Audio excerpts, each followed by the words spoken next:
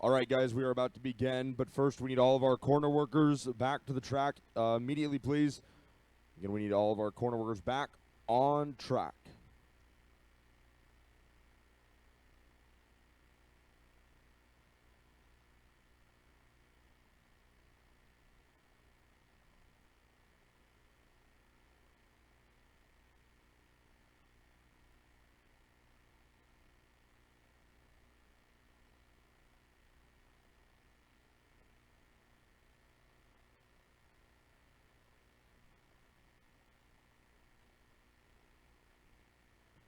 Good morning, ladies and gentlemen, and welcome to our live broadcast of the opening round of the 2016 Sofina Foods U.S. Open Championships presented by Fixie Wheels. My name is Tony Laporta, and we are back here at NOLA Motorsports Park for the final day of racing. Main events on tap this afternoon. To get you up to speed really quickly, we qualified on Friday afternoon and ran a round of heat races. Yesterday saw 3 rounds of heat races that set the grid for today's main event. Plenty of action, plenty of excitement, and even a little bit of drama got things underway yesterday afternoon through those final 3 rounds of heat races. Now you see a live look of our grid, Senior Max getting ready to go, but first it is time for opening ceremony. So I would like to ask that everyone here in attendance at NOLA Motorsports Park please rise and remove your caps as we play today's national anthem. Oh, say, can you see by the dawn's early light what so proudly we hailed at the twilight's last gleaming, whose broad stripes and bright stars through the perilous fight o'er the ramparts we watched were so gallantly streaming, and the rocket's red glare, the bombs bursting in air, gave proof through the night that our flag was still there. Oh, say does that star-spangled banner yet wave o'er the land of the free and the home of the brave, home of the brave.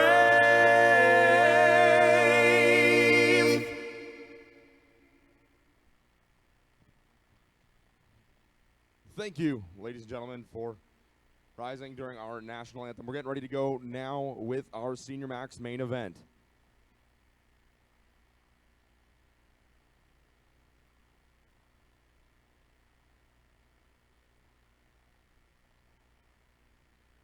Before we begin racing here today, folks, we at Max Speed, and more importantly, the karting community as a whole, would like to ask quickly that you please take a moment to help us remember Peter Hannon.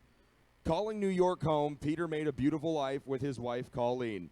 Raising 2 boys together with Colleen, Peter was not only a father, but more importantly, a friend to sons Jeff and longtime Florida Winter Tour steward and Max Speed official, Tim Hannon.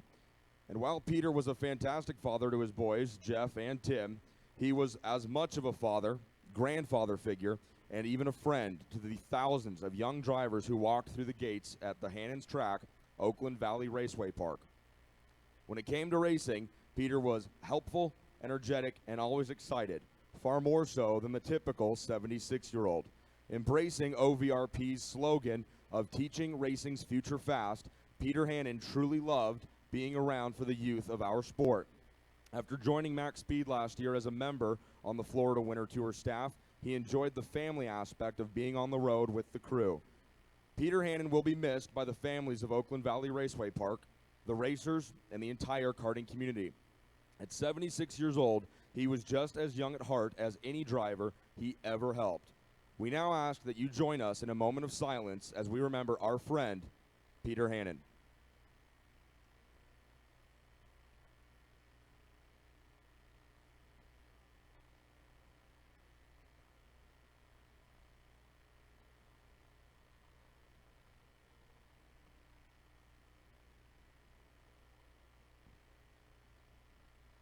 Thank you very much. When we return to our broadcast, we will begin racing with Senior Max.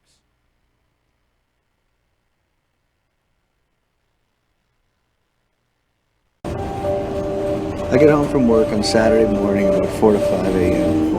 On a good week, I did some prep early, and on a bad week, I'm doing it when I get to the track. Sleep is not an option. I unload, reg, driver's meeting, nap, qualify, race. It's not every weekend, but it's as many races as I can make. I used to race when I was younger, before New York and before getting married.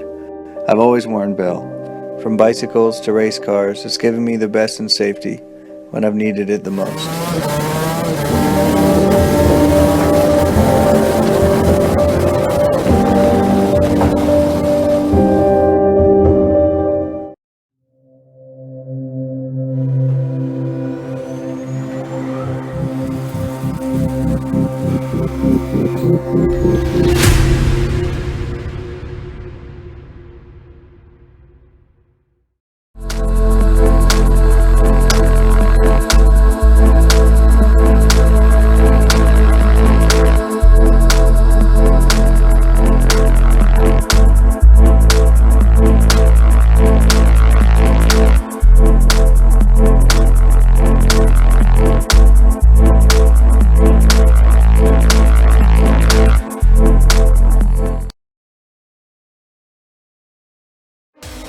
The Mazda Road to Indy has been training and promoting the best, most ambitious open-wheel drivers and teams in North America.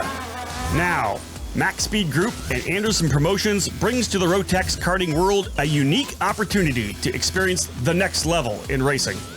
A lot of these karters have a dream of becoming an IndyCar racer, and that transition going from Rotex to the Mazda Road to Indy is finally there for them to be able to get a feel of that car.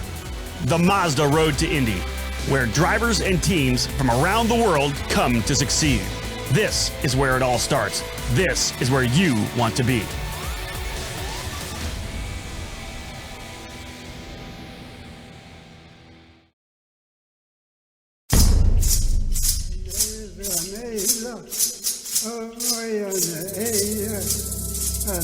With multiple national titles in IKF, WK, SCUSA, and Rotax, the Rullison Performance Group put their experience to work for you. Coast to coast, RPG offers the most comprehensive driver development program. From detailed on-track data analysis to trackside coaching for tuners and drivers, RPG's individualized trackside support will improve your results. RPG is an authorized Rotax service center and a top supplier of Cosmic Carts and OTK parts. Visit us on the web at RullisonPerformanceGroup.com.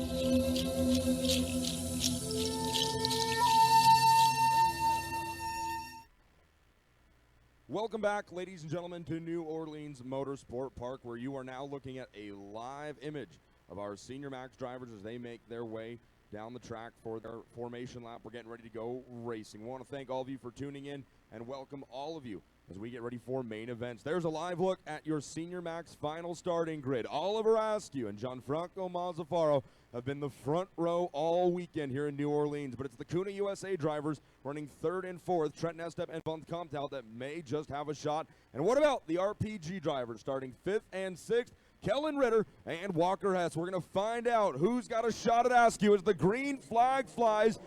Von Comtout settles in. It was Mazzafaro diving right down into second place behind leader and teammate Oliver Askew. One driver spins at the back of the field. Everybody else gets away cleanly here at the green flag. The pack makes their way out of turn 3 over the dog leg in turn number 4. It's smooth sailing up front through the last 2 heat races yesterday, and to start today's final, it was teammates in each of the front 3 rows. PSL Karting dominating the front row with Askew and Mazzafaro. Kuna USA drivers Estep and Von Comtout had row number 2, and then it was the RPG drivers, Walker Hess and Kellen Ritter in row 3. Everybody settles into the pace here now as we make our way towards the back straightaway. You see Askew already with a, probably 10 kart length lead over teammate Mazzafaro. Mazzafaro having to defend already against one of the Kuna drivers as the pack makes their way down the long back straightaway. We are nearing, oh, that's Mazzafaro over in 10. No, there's troubles for Mazzafaro as he is out of it over in turns 10 and 11 early. So it's the Kuna drivers. Von Comtout and Estep moving into second and third. That promotes Walker Hess to fourth with Jake French in fifth. Austin Garrett, Ocala Grand Prix driver, runs 6th after getting around Darren Keene. So trouble for the PSL karting driver, Gianfranco Mazzafaro, with issues over in 11 and 12. And if he gets put a lap down here, he will not be allowed to rejoin the race. And he has no intentions of doing that. He is pushing the kart off to the runoff area over there in the S's, and he is done less than 1 lap in to our Senior Max final. You hate to see that for Mazzafaro, and PSL Karting was just dominating the Senior Max field this weekend. Of course, with Askew on a pretty clean path to sweep the weekend, but with Mazzafaro up there running P2, it was a lock for them to see the top of the podium either way.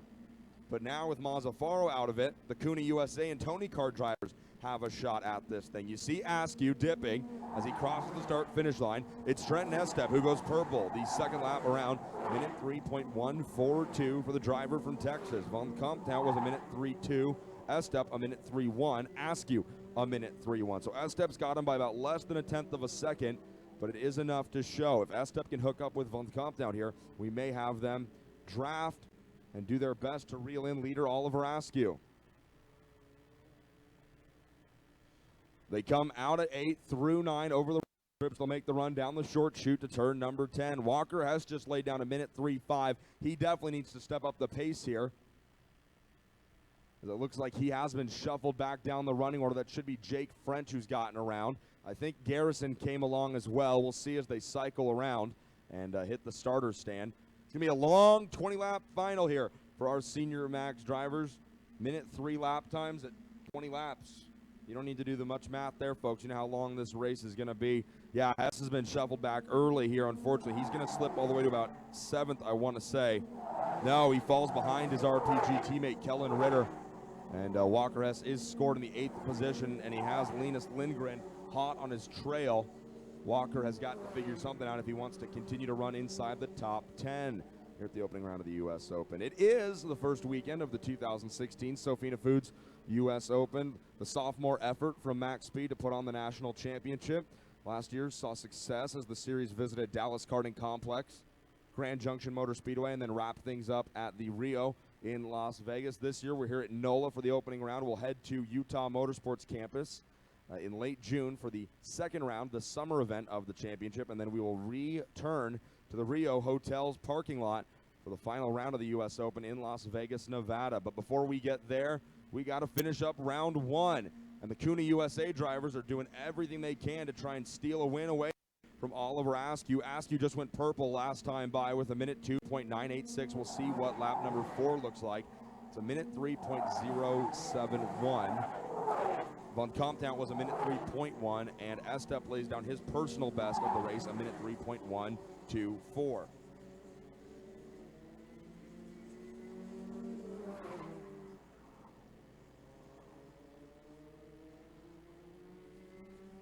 So with the loss of Mazzafaro, that certainly shakes things up here in our Senior Max category. Askew, I'm not going to say he loses defense, because I'm just going to be honest with you, Askew didn't really need defense. He was out there running away from these guys in those heat races yesterday and Friday afternoon. So it's not exactly like he and Mazzafaro were working on each other. It's not like Mazzafaro was being given instructions, hey, defend up there, make sure nobody gets to Oliver. Oliver was doing that all on his own. He was able to run away, but this does make the day a lot easier for the Cooney USA drivers, Von Comptown and Estep. And this is a pretty long race here, folks. 20 laps. We're just completing the first 5 now, seeing 15 to go. The sprint races, those heats, 10 laps yesterday and Friday afternoon, you know, you didn't have a lot of time. You couldn't sit. Once you got to halfway, you had to go. You had to go fast. This is a 20-lapper. Honestly, I have to imagine they've told Von Comptown and Estep, hey, whatever goes on, hook up with each other and just push. Try and reel in the guy in front of you, whoever it is. The lead is half of a second from Askew back to Von Comptown. Renus just went purple, a minute 2.843. Going purple, obviously meaning that he laid down the fastest lap of the race so far out of all drivers on the track. Farther down the field, you're going to see Austin Garrison in that 4th position. Darren Keene has had a tumultuous weekend, up and down to say the least. He runs 5th. Dallas Karting Complex driver Jake French runs 6th. RG teammates Kellen Ritter and Walker Hess run 7th and 8th. Linus Lindgren and Matt Pasesh round out the top 10. Then it's Logan McDonough in 11th, Brett Mitchell 12th, Charlie Craig 13th, Musso and Holden are your top 15, and Mazzafaro retired from the race after only, well, less than one lap. Check back in now with our leaders at the front of the field. Talked about Logan McDonough there for a moment. The local driver here from NOLA Motorsports Park running in the 11th position. He just laid down his best lap of the race, a minute 3.965. McDonough in that number 332. He's with the M2 race team on a Tony Kart chassis out of Hannahville, Louisiana. He's the 2015 Junior Max champion here at NOLA, and it's his first year competing in Senior Max. So we're going to see how he does. Not doing too bad right now, just outside the top 10 in a pretty talented field. So McDonough, one of the local drivers, doing everything he can to crack that top 10 here as we roll on with our first main event of the day. Coming down to see 13 to go when they get here. Askew holds a 0.4 of a second lead over Van Comptown, and it's still a long way to go as we have not even reached halfway. But I'm going to tell you this right now, the Kuna USA drivers look phenomenal as they are going to work on Oliver Askew. Let's see what the gap by. 2 laps ago, it's 0.5. 1 lap ago, it's 0.4. This time by, it's 0.3 of a second. Van Comptown is charging. He just ran a minute 2.9. Askew a minute 3 flat, and it's the Ocala Grand Prix driver of Austin Garrison, the one they called Chubber, going purple that last time by a minute 2.731. So if you remember back in heat race number 1 Friday afternoon when Darren Keene got turned around and popped the chain off the drive gear, Garrison also got collected up in that incident going for a spin in the opening corner on the first lap. He was able to fire and continue, but he's had to battle back from a low starting position in every one of these heat races. He now finds himself running in the 4th position, but not that far ahead of another driver who's been battling all weekend, Darren Keene, the other driver involved in that lap 1, race 1 incident Friday afternoon. So both Darren Keene and Austin Garrison not up as high as they'd like to be, but I'll tell you this, they've done a great job at rebounding after the incident Friday afternoon. 0.3 of a second to lead last time by. What does Van Comptown have for Askew? It stretches back out now to 0.4 of a second as Askew goes green, meaning he's laid down his personal best lap of the race, but not the fastest overall. A minute 2.860 for Askew. Trent Estep also lays down his best race lap so far, a minute 2.855. There you see your leaders. And folks, that's the closest anybody Oliver Askew all weekend. Van Comptown up on the wheel here, doing a fantastic job for Mike Marini, Martin Kuna, and all the boys over at Kuna USA. We saw Renus run with us last year at the U.S. Open, ran very well. Not exactly an unfamiliar sight to see the Kuna USA kart number 302 of Van Comptown chasing down the 380 of Oliver Askew. You hate to see it. There's Cody Schindel. We just saw him for a moment sitting on the barriers shooting photos, and right next to him is Gianfranco, and that's just a heartbreak. He was running so well this weekend. Van Comptown gets a little over the curbing in turn 16 as we near the halfway point. 11 to go. The lead now back to a full half of a second. 0.5 from P1 to P2. Let's look a little bit farther around the track here and see what is going on. Van Comptown working to keep Estep behind him. Right now, I think they're still working together. Estep's not a threat till we get past halfway. Austin Garrison from Ocala Grand Prix runs 4th. And then rounding out the top 5, the Orslon Racing driver, Darren Keene. Behind them, it's the Dallas Karting Complex Sodi Kart of Jake French. Kellen Ritter runs 7th. Lindgren is 8th. Utah driver Walker Hess, who's got family friends here this weekend cheering him on, runs 9th. And then Matt Pasesh completes the top 10. You have the local driver McDonough in 11th, Mitchell 12th, Craig 13th, Musso and Holden complete the top 15. Zach Holden only getting in 2 laps. That was the last time we saw him make a trip around the track. Down the back straightaway, you've got eyes on the Kuna USA teammates, and man, Van Comptown is hitting those curbs with everything he's got. Let's see what the lead grows to this time. 0.5 of a second at the line. Now 0.7 of a second as Oliver Askew continues to. They've just seen the crossed flags letting him know 10 in, 10 to go. At this point, we've already completed the heat race. You just hope the tuners have put enough gas in it. That's always the fear. Longer race, more gas, science and stuff. Askew trying to run away with it here. Kuna USA teammates running 2nd and 3rd.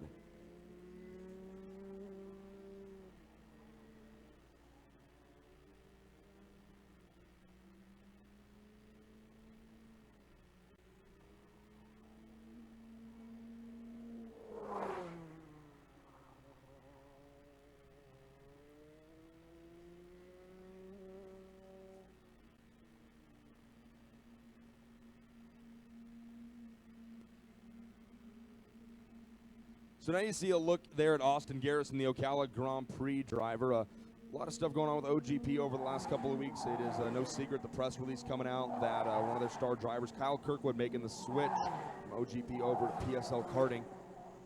You've got Matias Ramirez, another standout junior driver, also making the switch to AKT Racing with Gonzalo Aponte. But nevertheless, the Ocala Grand Prix team stays strong. They've got a good turnout here this weekend. Garrison waving the flag strongly right now in that 4th position here in Senior Max, and they brought a couple of other really solid drivers, such as in Mini Max. We're going to see their race a little bit later on today. One scheduled, they're going to be in the afternoon group. Micro Max drivers are down on the grid now.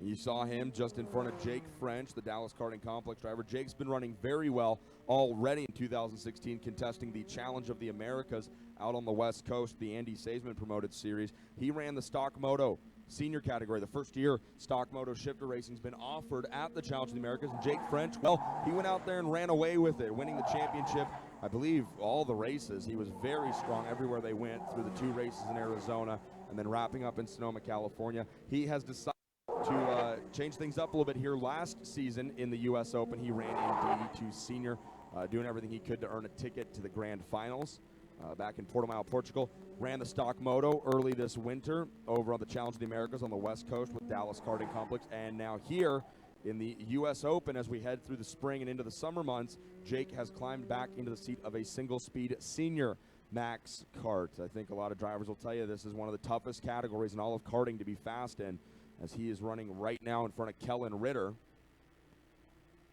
Ritter, the Canadian, in 7th position on the Cosmic out of the Rollison Performance Group 10th. Linus Lindgren is 8th. Ritter's teammate, Walker Hess, runs 9th. And then Matt Pascal at your top 10. You see Ritter closing right up on Jake French here. Chris Ritter's got to be happy about that. Yesterday he wasn't happy about a few things, but right now he's got to be happy as Ritter is closing in on Jake French. That race is going to be for the 6th position.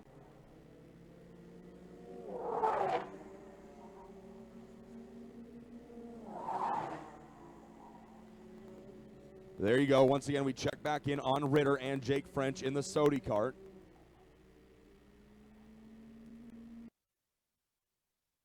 As they head into the infield now, the right and 9. Ritter looks to have maybe missed a corner right there as he's lost a bit of that ground on Jake French, putting him back into the clutches of Linus Lindgren.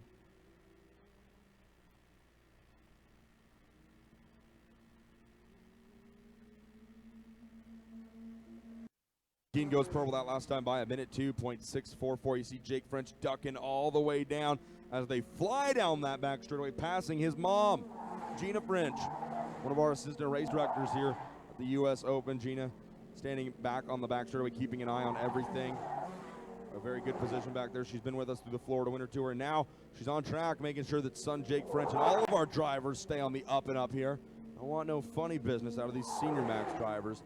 That is for sure. Coming down to the end of this one, we're near 5 to go. We'll see it next time by. There's French. Ritter doing a good job getting back up on the wheel once again.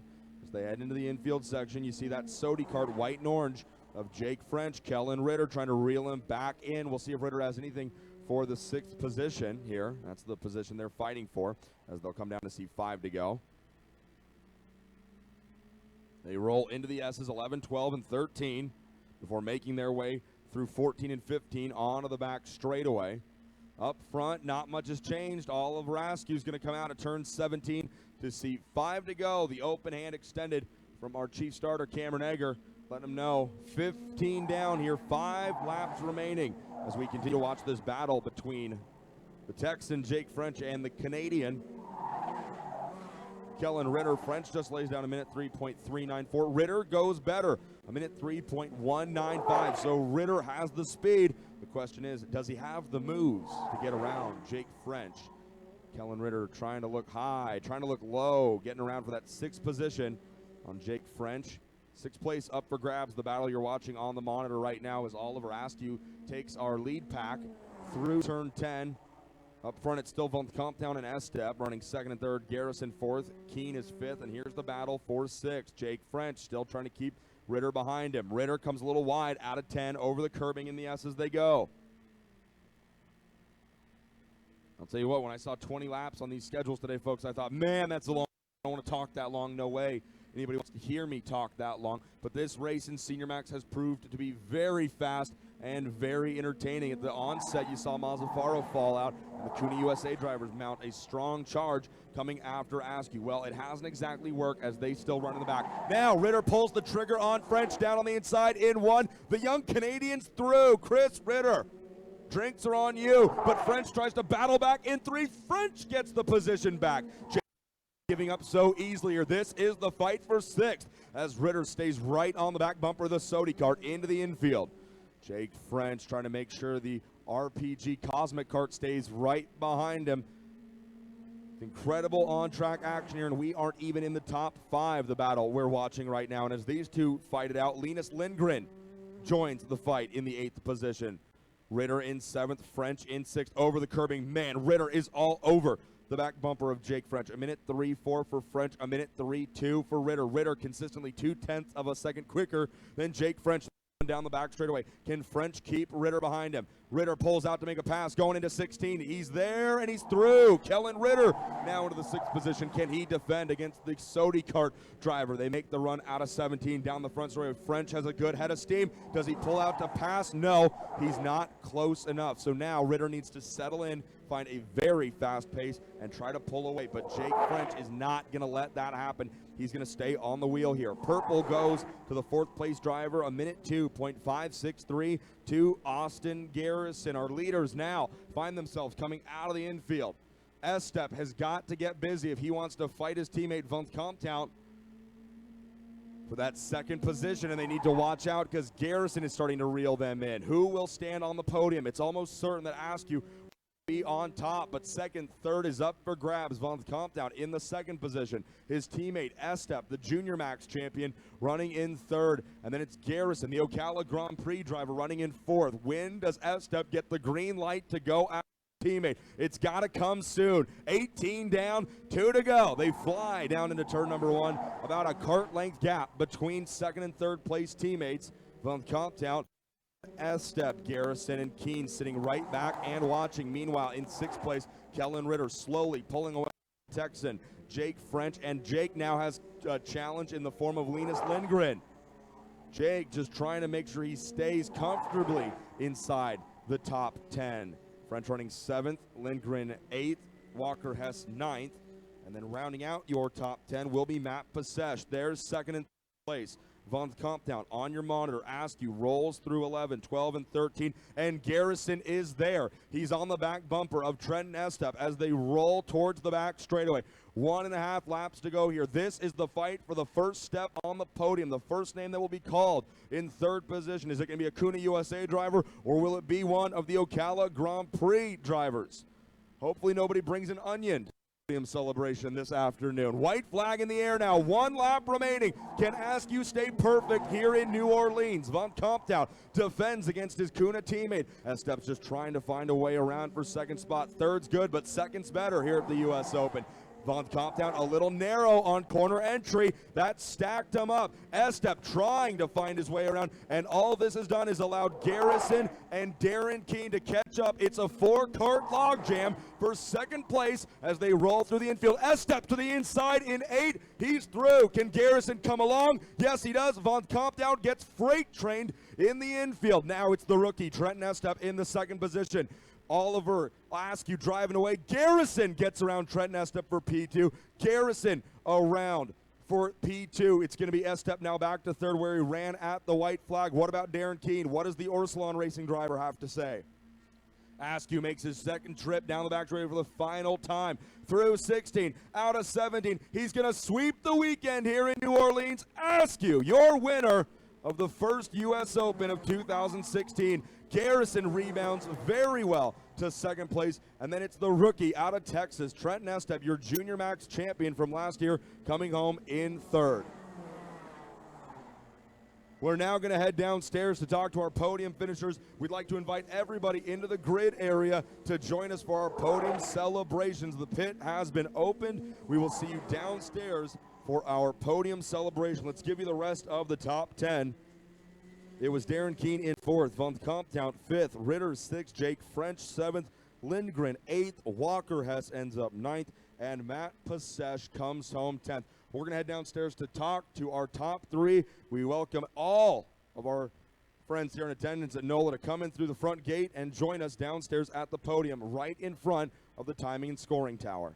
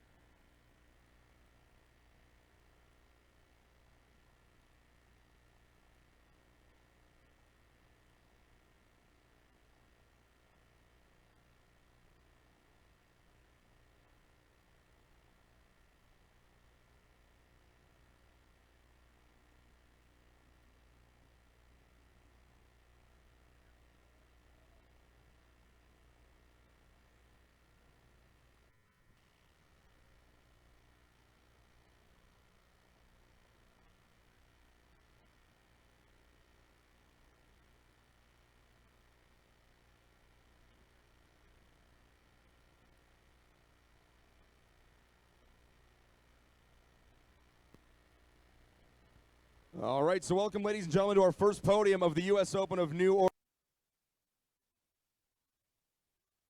Third position, we're going to kick things off with the CUNY USA driver of Trent Nestep. Trent, coming off the Junior Max Championship very well in your first year in Senior Max. Tell me about that race. Congratulations on a third place. Thank you. You know, a pretty decent lead at the beginning. Tried to work with Renus to catch him, but, you know, just didn't have the speed. And then had Garrison and Keene try to come up to us towards the end. It was a really good race. It was very good racing. Congratulations on the third place. We will see you in Utah. Thank you. Trent Nestep coming on.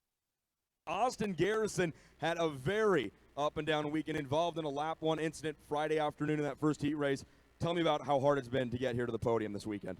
Yeah, well, all we have been struggling getting in crashes and stuff, but now for the final, we knew I didn't get quite that good of a start, but my speed was very good, so I caught Renus and Trenton and passed him on the last lap.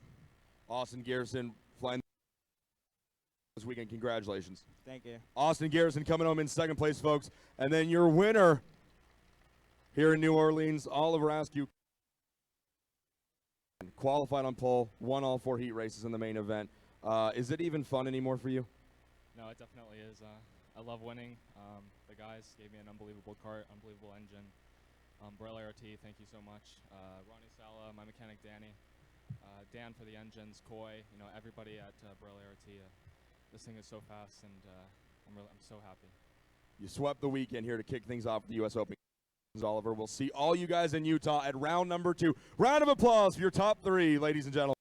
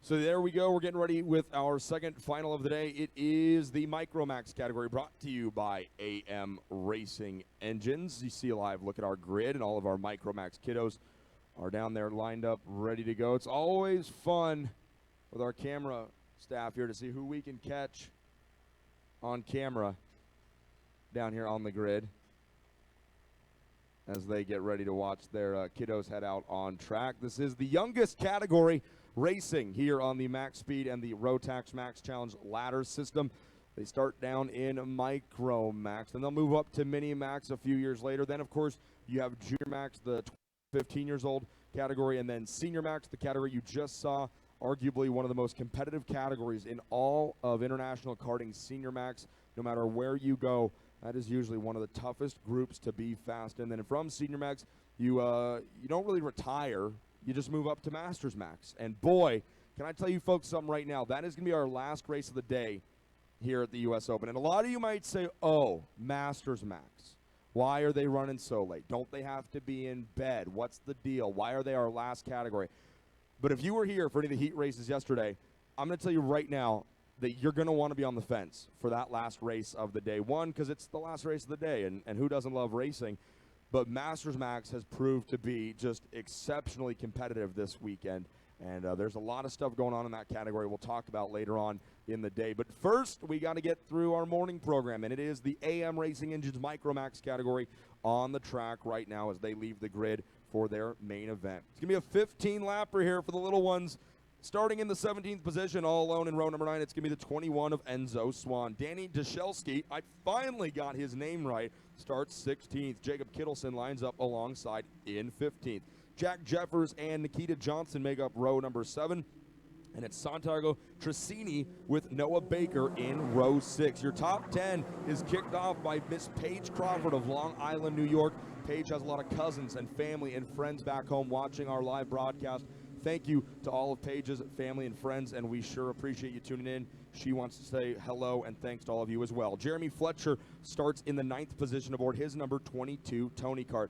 Wilsonville, Oregon's jazz hands Josh Pearson starts off in the 8th spot. I sure hope his mom Janelle is watching. Janelle, if you are, hello and thank you. Aiden Rudolph, son of karting legend Alan Rudolph, starts this race in 7th. Enzo Schianti rolls 6th with Arizona's Diego LaRocque in the 5th spot. Row number 2 is made up of the Texan, number 69, Branyan Tyner on the outside, and on the inside, the number 2 of Ashton Torgerson from Medford, Oregon. Leading our field to the green flag will be the number 88, Bennick of Carson Morgan, and on pole, the inside of row number 1, the number 48 of James Igozi. As our Micromax drivers make their way around the track, you're going to want to raise that scissor lift up nice and high, folks, because Micromax is going to be a barn burner. 15 laps on the docket for our youngest category of racers. Make sure you're somewhere where you can see it, folks. Agozi and Morgan, bring them down nice and slow. Tyner's coming off a win at West Palm Beach last month,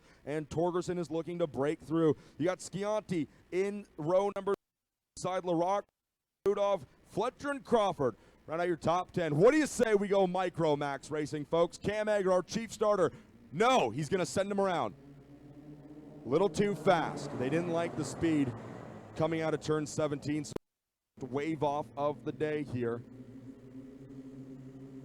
Using a speed gun here this weekend.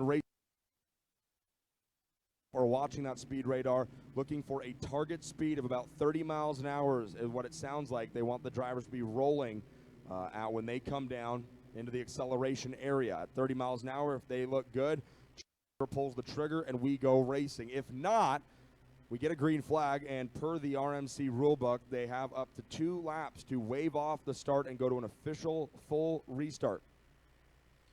So we'd always like to get it perfect the first time, but our book allows us several different options to make sure we do get a very good start. They didn't like it that time, probably just due to the speed. So Agozi and Carson Morgan are going to have to slow them down just a little bit more. They looked really good down the back straightaway, rolling into the final corners. They're going to need to get woed up here and get filed in 2 by 2. Boy, James Agozi and Josh Pearson, we've seen great battles out of those two drivers throughout the season at the Florida Winter Tour. Agozi, remember calling him in a lot of great races last year. Just about Agozi, you got to think about Diego LaRocque as well. But Aiden Rudolph in that number 9 Burrell ART chassis coming from 7th place. He's not going to be someone you're going to want to count out. Neither is Jeremy Fletcher, starting right behind Aiden in the 9th spot. He is always fast. Fact of the matter is, folks, there's a lot of drivers in this field you cannot afford to count out. Don't bet against any one of them, because it's never over till it's over. James Zagozi on pole. Carson Morgan in second. We're going to try it again here. Into the tram lanes. Do we go racing? Yes, we do. Green flag flies. 3rd, 4th, and 5th on back. Bunch up. They all fan out 2 and 3 wide to the opening corner. But good job.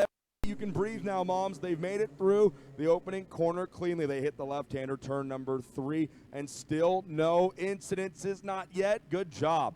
Very clean start for our Micro Max drivers as we are rolling here. Looks like Agozi got the early jump. Ashton Torgerson doing a good job, improving from 3rd place up to 2nd as he runs in P2. Then it looks like Carson Morgan back in 3rd with Diego LaRocque in 5th, and I want to say that's Tyner in the 6th position. The leaders come through the short chute, taking him down into turn number 10. You see Agozi right there. Then it's that red bumper. The BBR karting driver of Ashton Torgerson running in 2nd. Carson Morgan and Diego LaRocque, a couple of Bennick teammates, running in the 3rd and 4th. Well, they're on the Bennick chassis. They're running 3rd and 4th as you see our leaders come down the back straightaway. Agozi takes a look over his left shoulder, but it's the right shoulder he should be looking at as Torgerson freight trains Agozi. New leader lap number 1. It is Ashton Torgerson. Agozi gets shuffled all the way back to 4th. LaRocque follows into the 2nd position, and then it's going to be Carson Morgan staying right there in 3rd. Like I said, Agozi back to 4th, Tyner up to 5th, and it should be Schianti in the 6th position here.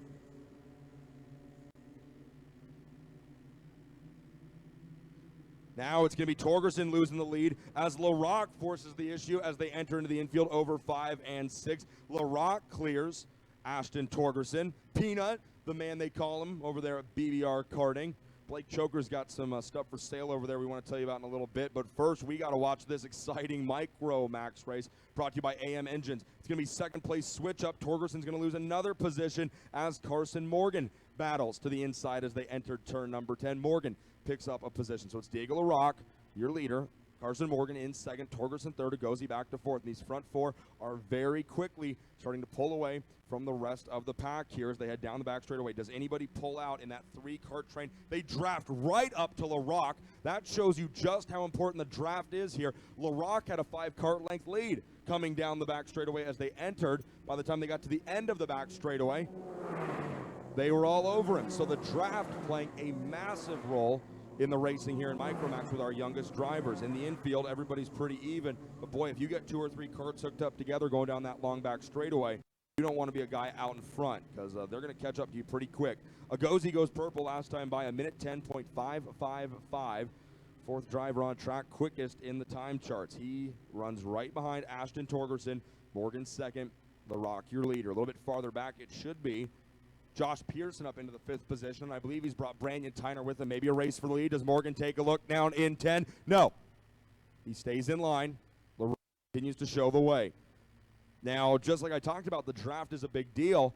If you're a guy out in front all by yourself hitting that big wall of air and 3 carts come flying down behind you, they're going to cut through the air a lot quicker. But here it goes. It can work a different way. If Morgan and LaRocque hook up and shove each other, they can pull away. And did you see that for a moment there? Both of the lead drivers were looking over their right shoulders to see what the other one and the drivers behind them were doing.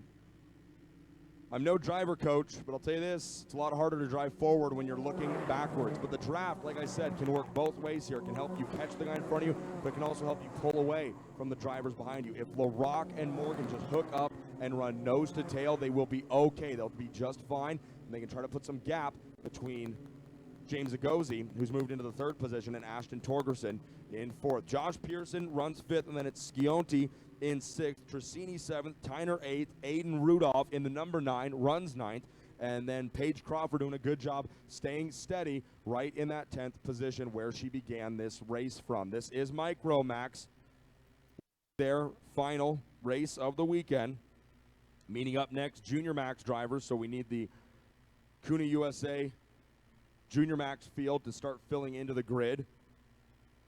Good action here in Micro Max. LaRocque is as good as they get in this category. Carson Morgan, James Agozi, all three of them on that Bennick chassis, starting to pull away from Torgerson, and there you see it. This could be a big issue for Ashton Torgerson. If these front three can hook up and drive away, well, Torgerson's all by himself, and he's going to have to wait till Pearson catches up to him to try and reel these guys back in. But three carts cutting through the air are going to move a lot quicker than one trying to move through that big wall of air. And boy, is the air thick down here in New Orleans, Louisiana. I'll tell you that much right now. No tape on the radiators today. Nice and warm. A little bit more cloud cover, so some more humidity in the air. Yesterday, clear blue skies, fantastic weather for racing. Friday looked a lot more like today for qualifying in that first round of heat races. So setups should be pretty similar engine-wise and chassis-wise with the track the way it is right now. Had a bunch of rental sessions last night at the Max Speed thank you party. So it's always fun to try and tune on a track filled with a bunch of rental cart rubber. But these guys are doing it right now. Micromax drivers out there. As we are nearing the halfway point, they'll see 10 to go here in our 15-lap race. 5 down and 10 to go when they get to the line. There you see those top three just pushing and shoving each other all the way down the back straightaway. Man, these kids spend more time looking over their shoulders than I do, and I'm pretty paranoid, okay? They just keep looking back and looking back. They got to just look forward. They'll do better if they just drive away. LaRock leads it with 10 to go. Now it goes. He's going to pull out and make a move on Morgan. Oh, and is he able to make it? No, because it looked for a moment there that Carson Morgan was also going to pull out and make a move on leader Diego LaRock. He thought better of it, but Agozi had already committed, and Agozi wasn't going to back out of it, but I think he knew pretty early on that the pass was not going to stick.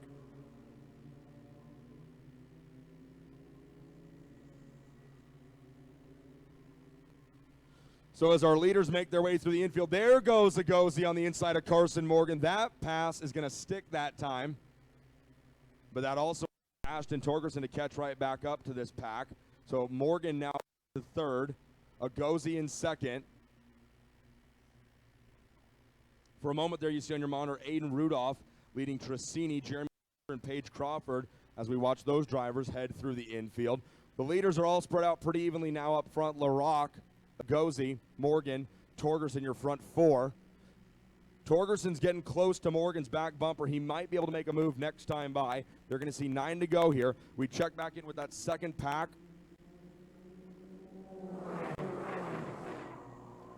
The drivers you're watching right now, that should be Santiago Trissini, Jeremy Fletcher, Aiden Rudolph, Crawford, and Tyner. That's the group on your monitor right now. Trissini leads the pack. And then it's Jeremy Fletcher on the number 22 Tony cart running second in the pack. He's 9th overall. I'm sorry, Fletcher's 8th overall. Aiden Rudolph runs 9th. And then you have Paige Crawford with that bright pink front bumper running right behind those guys. They are the top 10. And then right behind Paige, she's the top 10 running 10th. And then you have Brandon Tyner in 11th. Wow, not sure what's going on with Tyner. But we haven't seen this speed out of him all weekend. They've been a little bit closer up towards the front. Not sure what's going on, but you hate to see it. Battling between Rudolph and Jeremy Fletcher. Rudolph wants to take a look on Fletcher here. That would be for the 8th position. Rudolph running 9th in the number 9. Up front, there's going to be a battle for the lead. Agozi dives down to the inside on LaRock, down in 16. He's through the leader. James Agozi gets around Diego LaRock. Let's see if LaRock answers back, heading down into turn number 1. There you see him, folks, your new leader, the number 48. LaRock's going to shove him. Morgan runs 3rd, and then it's Torgerson 4th, and Pearson in top 5. Now Rudolph's going to bump Jeremy Fletcher by Trissini. Rudolph's going to come along for the ride. Bump Rudolph up a position. Good pass right there as Rudolph gets a...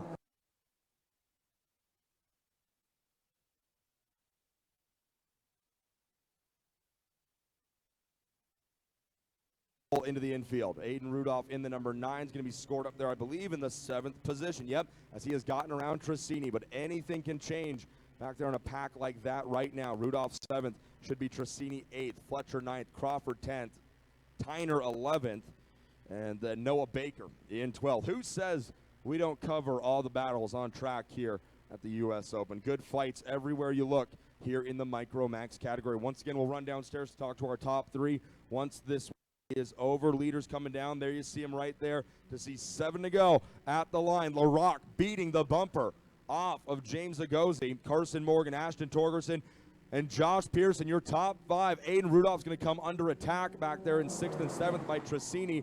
Rudolph's able to hold him off, But, folks, your front five is where we are watching now. Rudolph comes by the start line. He is still up there in the 7th position. Trissini 8th, and it looks like LaRock has gotten around for the lead on James Zagosi. So in turn 3, I believe it was, James Zagosi times the pass well and gets around. Early leader, James Zagosi. LaRock out in front. Agosi second. Going to be Carson Morgan third. Torgerson fourth. Pearson, your top 5 as we're coming down to see 6 to go next time at the line. Drivers head into 10.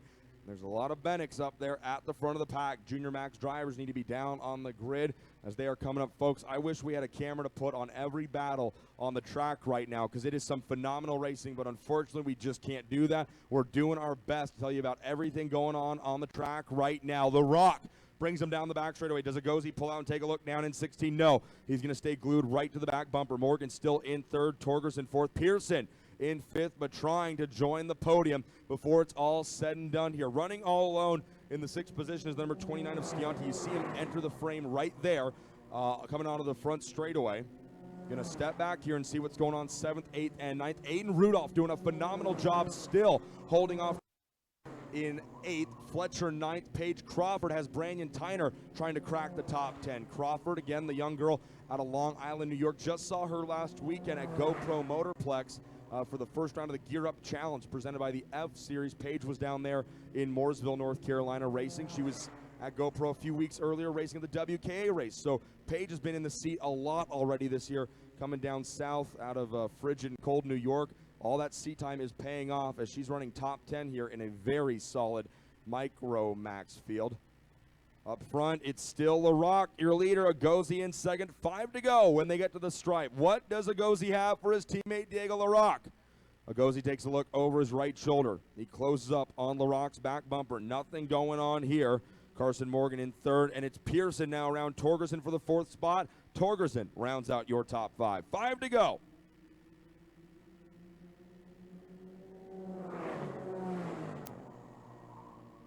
Pearson now down to the inside as Morgan might have had issues heading into turn number 1 right there. The young man they call Jazz Hands out of Wilsonville, Oregon, goes into the 3rd position after Morgan runs wide down in turn number 1 here.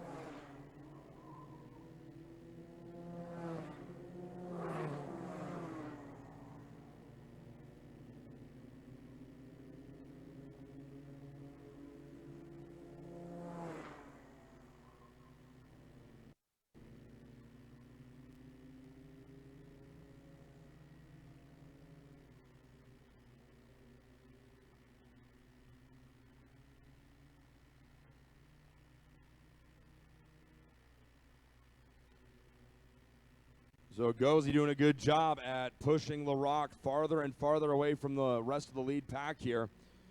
Agosi and LaRock, they are not new to this game. They know the pack style racing.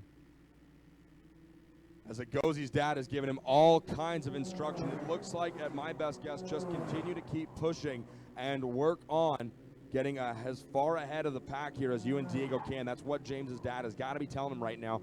You don't want to use your bullets too early in this race. We're going to come to see 3 to go next time by. Usually I think you wait to see the sticks before they start getting too aggressive here and making a lot of moves.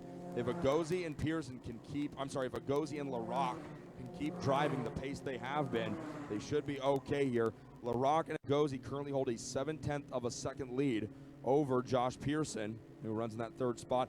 Pearson coming out to run 3rd here in the late stages of this one. He started the race all the way back in the 8th position back there on row number 4, but he just stayed calm, methodically picked his way through the pack, and he ran his own race. If you remember back in Homestead at round number 1 of the Florida Winter Tour, it was Pearson running 3rd when the 2 drivers ahead of him got together in the final 3 corners. Pearson thought he'd only be able to get a 2nd place out of the deal. He ends up scoring the victory in round 1 back at the Florida Winter Tour, and it was all because he just stayed back there, didn't get too aggressive, and didn't waste himself, and was able to pick up the pieces when there was a problem. Leaders come across the line to see 3 to go here.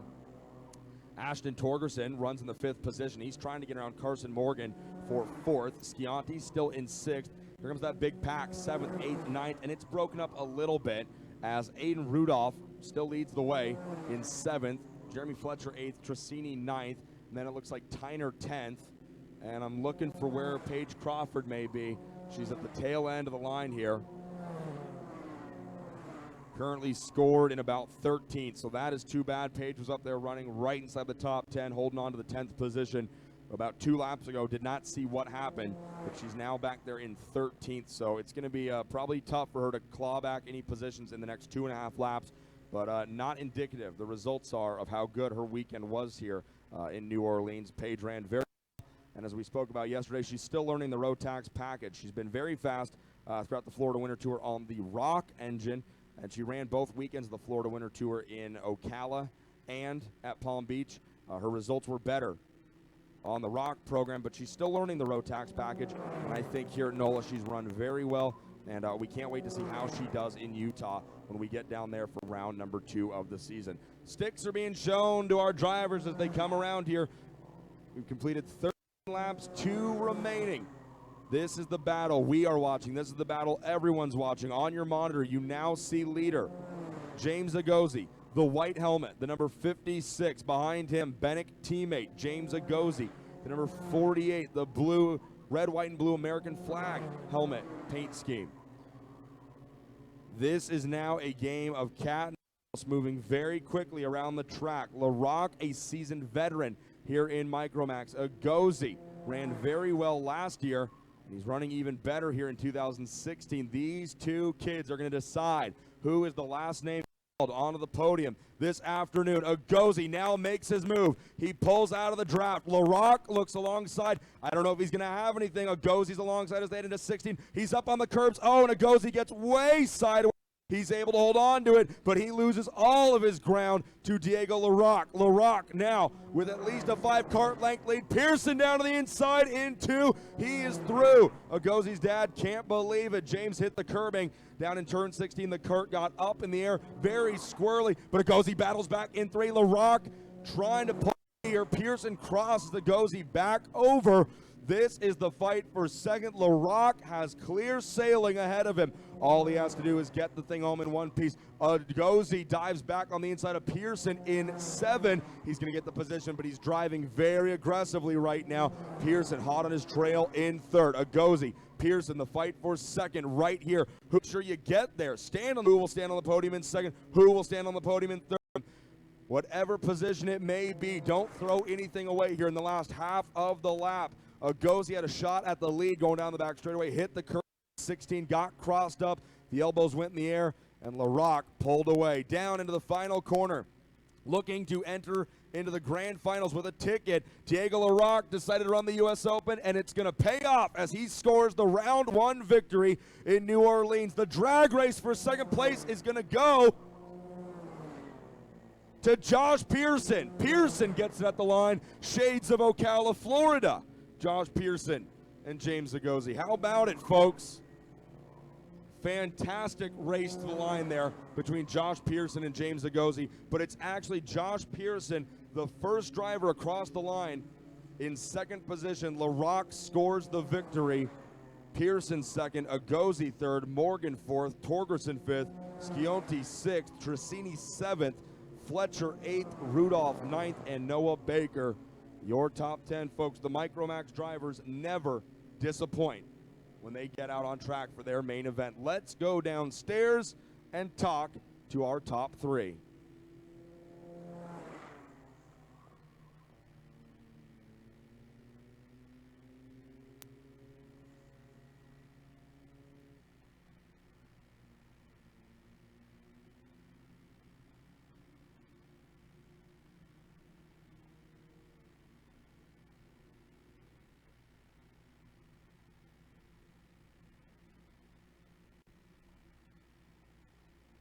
So once again, as we head downstairs to talk to our top 3 podium finishers, we invite everybody to come join us down here and be a part of the podium celebration. It's going to be a good time.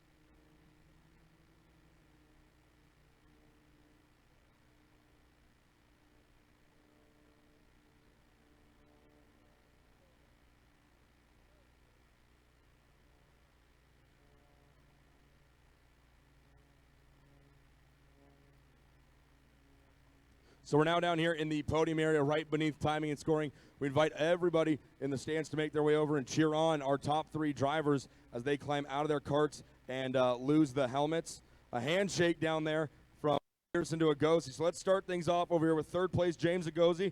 Come on over here, James. Buddy, that was a super exciting race. Tell me about the last lap. You had a pretty good shot coming to the white flag on Diego. You two just drove away, man. Tell me about the race. I just tried pushing to get away from whoever is in third place. When I saw we put a big gap, I realized it was my chance to go for the win. You ran a really good race, James. Congratulations on finishing on the podium. We'll see you in Utah, okay? Thank you. James Agosi coming home in third place, folks. How about the trophy from Mr. Richard Beauclair here? Third place to James Agosi. Round of applause for our third place finisher, boys. Josh Pearson, come on over here, my man. Great run. You've had a pretty good 2016 season so far. Who would you like to thank for getting you on the podium here today? I'd like to thank Aaron Knowlton for treating my go-kart RPG, for giving me an awesome pit spot, my dad and my mom and my sister for being supportive, and just everyone who came out and helped, and also my competitors for making it a great race. Your engine builder, Chris Black, did pretty good too, didn't he? Yeah, I'll also thank him. Okay, well, good job, Josh Pearson. Congratulations. Second place for Josh Pearson today. And how about Diego LaRock? Down, Diego. Let's go over here in front of the go-kart. How about that? Meet me over here. Now, I talked to you all the time in front of this U.S. Open banner last year. You guys weren't going to run it, but now there's tickets for the grand finals up for grabs. You score the victory here. How you feeling for the rest of the season? I'm feeling great. You should be feeling great. Who'd you like to thank for getting you on top of the podium? I'd like to thank my mechanic Nick, my auntie, Bennett, my dad, my mom,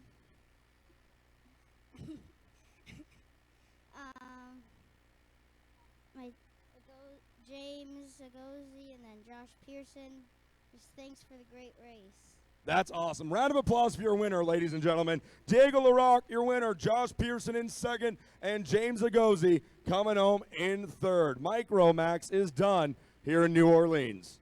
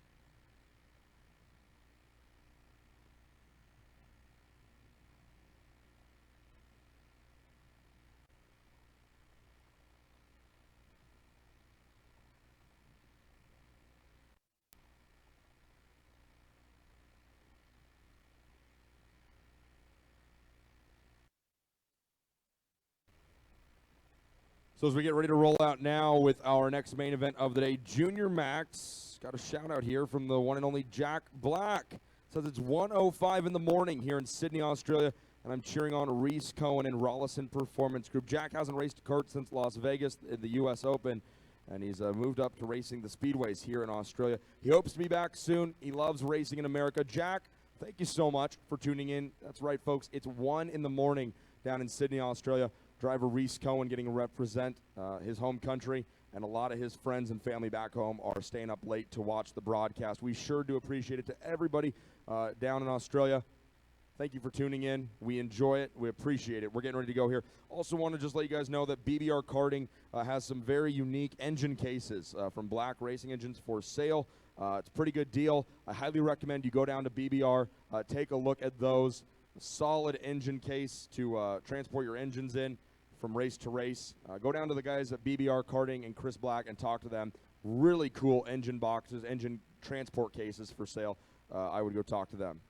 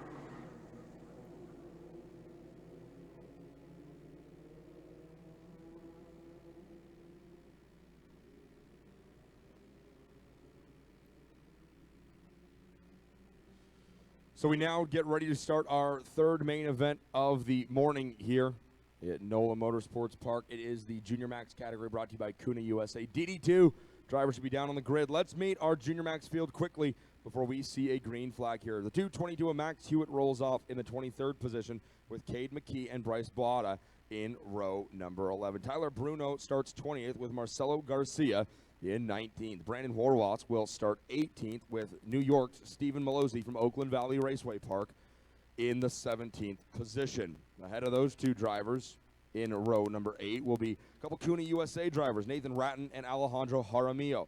Peyton Durant starts 14th with Matias Ramirez coming from 13th on the grid. Keep your eye on the Fernando Alonso kart. Ryan McDermott starts 12th with Hurricane Hannah Greenmeyer starting in the 11th position. Jacob Golick starts 10th with Zoe Edenholm in 9th. Riley Dickinson and Max Waithman make up row 4. And then it's Manuel Sullivan and Matt Latifi in row 3. Dylan Tavella starts 4th with Australian Reese Cohen in 3rd. Aiden Key, Nick, front row is into the tram lanes here, waiting to see a green. We are racing. The outside line does not. Great start, neither does the inside line, though. Aiden Keel gets into the It's going to be Dylan Tavella, Ryan McDermott, and I believe Riley Dickinson going for a spin down in turn number 1. Not the way you want to start your 14th birthday if you're Dylan Tavella getting spun down in turn number 1. But it's a very long race here, and I'm not going to count a single driver in this field out yet until the checkered flag waves. Tavella has plenty of time to get back up to the front here. Aiden Keel on the outside gets the jump and leads the way as they head through the infield towards the back straightaway for the first time today. Like we said, it's a 20-lap final here. More than enough time for any of these drivers to make plenty of moves through the pack. Hairy start there, but they're off and rolling down the back straightaway. You see the Anderson Racing driver, Aiden Keel, drove very well yesterday. At least that's what team manager Jake Motas said. And then right behind him in second place, it's pole sitter Nick Bruckner. Reese Cohen running 3rd. And we'll see how the rest of the field shakes out when they cross the line here to complete the opening lap. Bruckner's going to pull out down in turn number 1 to the inside. He is through. Nick Bruckner back to the front here as he takes over the top spot. Aiden Keel is now going to go on attack mode and stay right on Bruckner's back bumper. But I think it's a bit of a conservative attack mode because you can't spend everything up right now. You can't go battling back and forth right now in lap number 2. Aiden's going to attack attack each corner. He's going to attack all of his braking points, his acceleration points, and stick right to Bruckner's back bumper. So when we get past halfway, then we can look at a bit of a fight here. These drivers are probably going to settle now into a pretty good pack and try to just separate themselves from the pack and eventually each other. Hockley, Texas driver Nick Bruckner out of the Orsalon Racing pit ran phenomenally in his heat races yesterday. He leads the way now.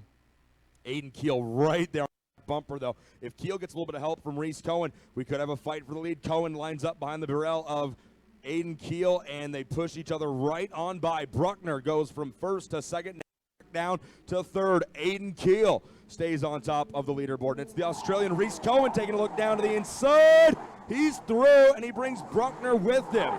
Great move right there by Reese Cohen, the Sydney, Australia driver. He's got family and friends back home.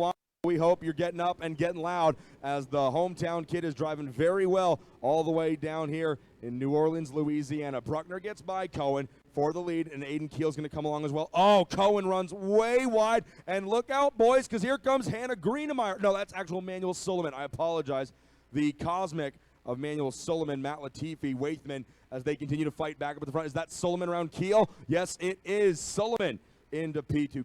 Quite a few Cosmics out here. Get a little mixed up once in a while. It is Sullivan up in the mix now, getting around Aiden Keel. So much for settling into a nice pace here at the beginning of this one. They are all fighting each other still here on lap number 3. Keel and Sullivan now really have a bit of a gap to close in on, because Bruckner has checked out in that last lap. One driver slides wide, kicks up a little bit of dust, just like my favorite Luke Bryan song.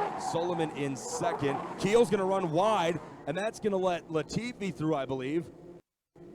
Yep, that's Matt Latifi, the Sofina Foods Tony Kart, getting into the third position. So good move right there by Latifi. Keel really needs to get into a rhythm now and settle down if he wants to get back up to the front where he was at the beginning of this one. Quite a wild few laps here at the start of this one in Junior Max, brought to you by KunaUSA.com. That's the graphic you see at the top left hand of your screen. Go over to KunaUSA.com. Check them out. See everything that Mike and Martin are selling. They got great Tony Kart product, OTK product, and all the stuff you need to go fast around a racetrack. KunaUSA.com.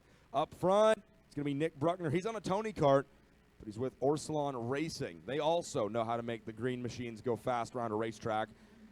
Boy, you see Manuel Sullivan kicking that right front wheel pretty high up in the air, and it is an absolute log jam through those S's in turn 16.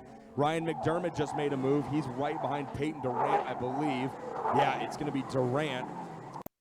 USA drivers running in 13th, McDermott 14th. And what did I say, folks, after that lap 1 incident?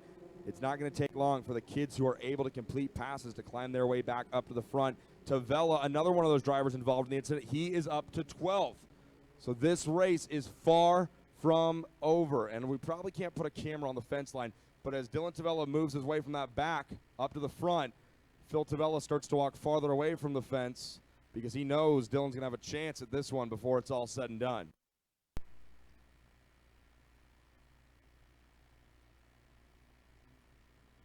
Dylan Tavella dealing out here. He's not going to let that turn 1, lap 1 incident keep him down for long, but I'll tell you what, all of these drivers are going to have to hook up and make about a 15-cart draft pack if they're going to want to catch Nick Bruckner here. Bruckner is pulling on him. Latifi down to the inside in 17th for second place.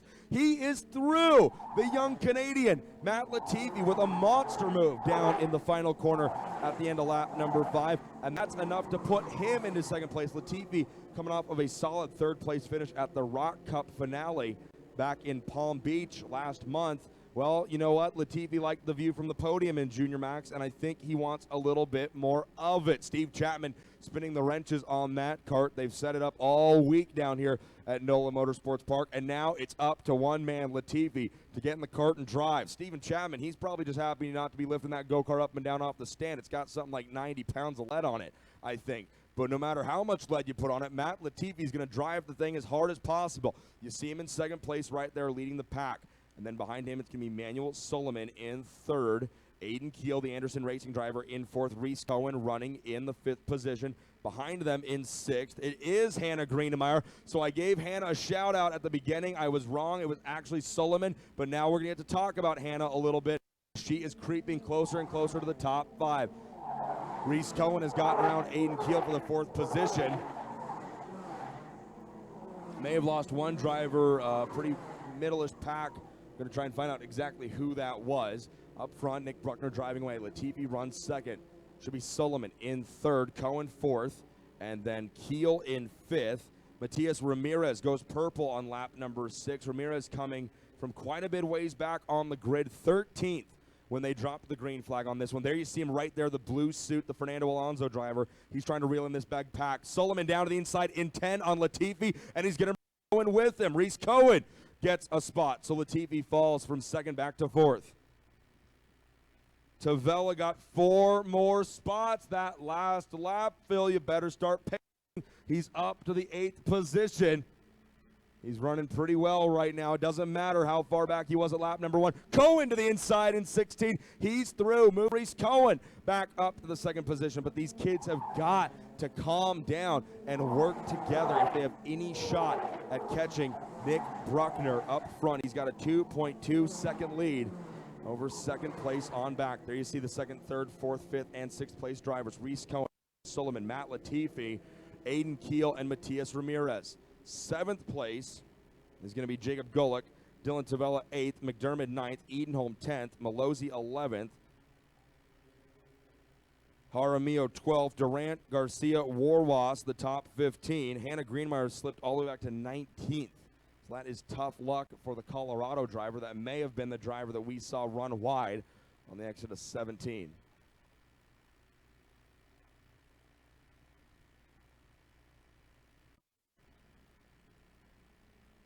And I do believe it was Hannah Greenmeyer who has had issues. Yep, it's a pipe coming off the back of her Junior Max kart. Oh, contact from behind is what we're hearing that knocked the pipe off the back of Hannah Greenmeyer's kart. That's really tough luck. Hannah's run so well this season. Another driver out on the West Coast from Colorado technically, but she ran the West Coast Challenge of the Americas and ran very well out there. Had a shot at winning Junior Max at the finale in Sonoma back about 2 weeks ago. And bad luck here, some contact early on in the race is going to knock her out of the running order due to a loose exhaust pipe.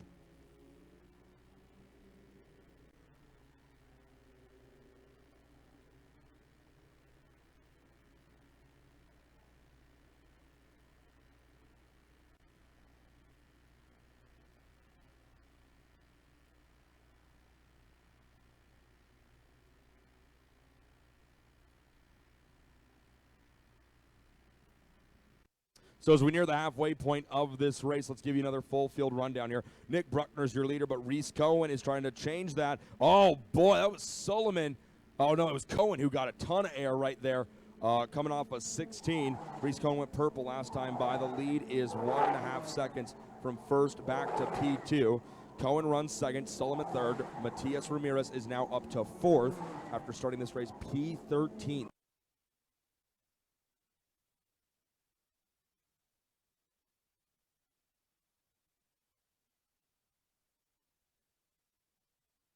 Out of Utah runs 12th. Malozzi, the Raceway Park driver, runs 13th. Marcelo Garcia 14th. Brandon Warwas completes the top 15. Then it's Tyler Bruno 16th. McKee 18th. Bo Otta seems to be the last running kart on the track in 18th. And then it's Greenemeyer, Ratton, Waithman, and Dickinson, the drivers who unfortunately were not able to make it the rest of the way around the track. And I think I see Riley Dickinson down on pit lane. He's watching this race. He's already changed out of his driver's suit. That's pretty impressive. Tavella up to that 7th position once again. Cohen abusing the curbs here in New Orleans. I know he's got a lot of family and friends back home in Sydney, Australia watching it. I'm doing everything I can, folks, not to call this race with a terrible Australian. I think it would be a blast, but I don't want to offend the nice people and Reese Cohen and his family. I'll do it when I turn the microphone off, but Reese is running too well right now to not take this race seriously. P2.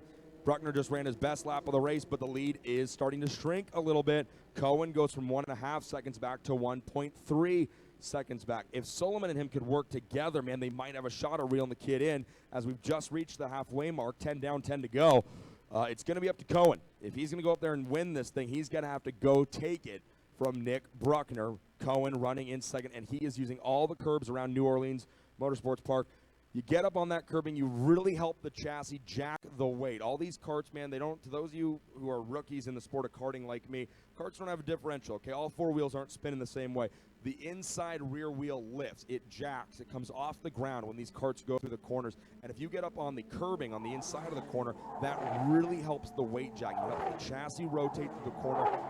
Owen is doing a phenomenal job of that right now. We'll keep an eye on Bruckner, see if he's using the curbing as much. I'm going to say no, because while it helps the chassis really get around the track, it's an aggressive move, and it's something you can mess up if not careful. So the way it's looking right now, Bruckner's probably doing what he can to stay off the use them minimally, but not Reese Cohen. He's using them. He's getting up on them as much as possible. Almost every corner he's been up on the curbing here as we are past the halfway point in Junior Max. Ryan McDermott goes purple in the 7th position, but it's Dylan Tavella up to P6.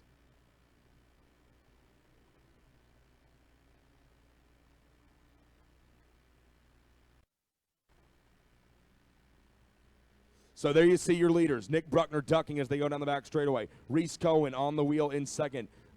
Sullivan in 3rd. Ramirez 4th. Here comes 5th and 6th. Latifi, and who's that right behind?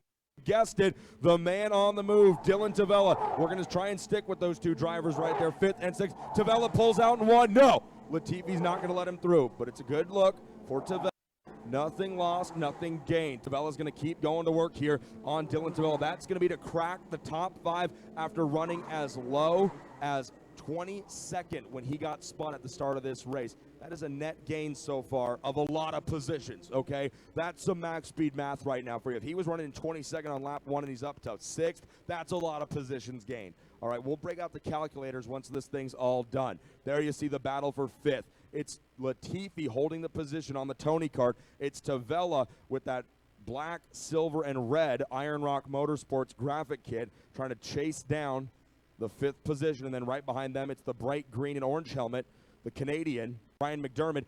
Tip of the hat to Ryan McDermott. He's doing something I never did in life. He's taking schoolwork seriously. He was doing homework with the Max Speed staff during lunch yesterday. He came up and had a little bit of help from some of the staff up there, just getting a little bit of help. It looked like on math homework, and that's really cool. It's random to bring that up right now, but the point is Ryan McDermott doing a great job at balancing the stresses of school as an everyday average kid back home, and he's also out here racing at a very high level at the U.S. Open. So Ryan McDermott doing a good job being a role model for a lot of the other kids in this category, taking the schoolwork seriously and not just throwing it away when you get to the racetrack here on the weekend. Tavella, he's trying to throw Matt Latifi away right now for that 5th position. Tavella still going to work, and then the next driver ahead of him is going to be 4th place, Matias Ramirez. Ramirez, another big mover in this one, starting 13th when they rolled off the grid here.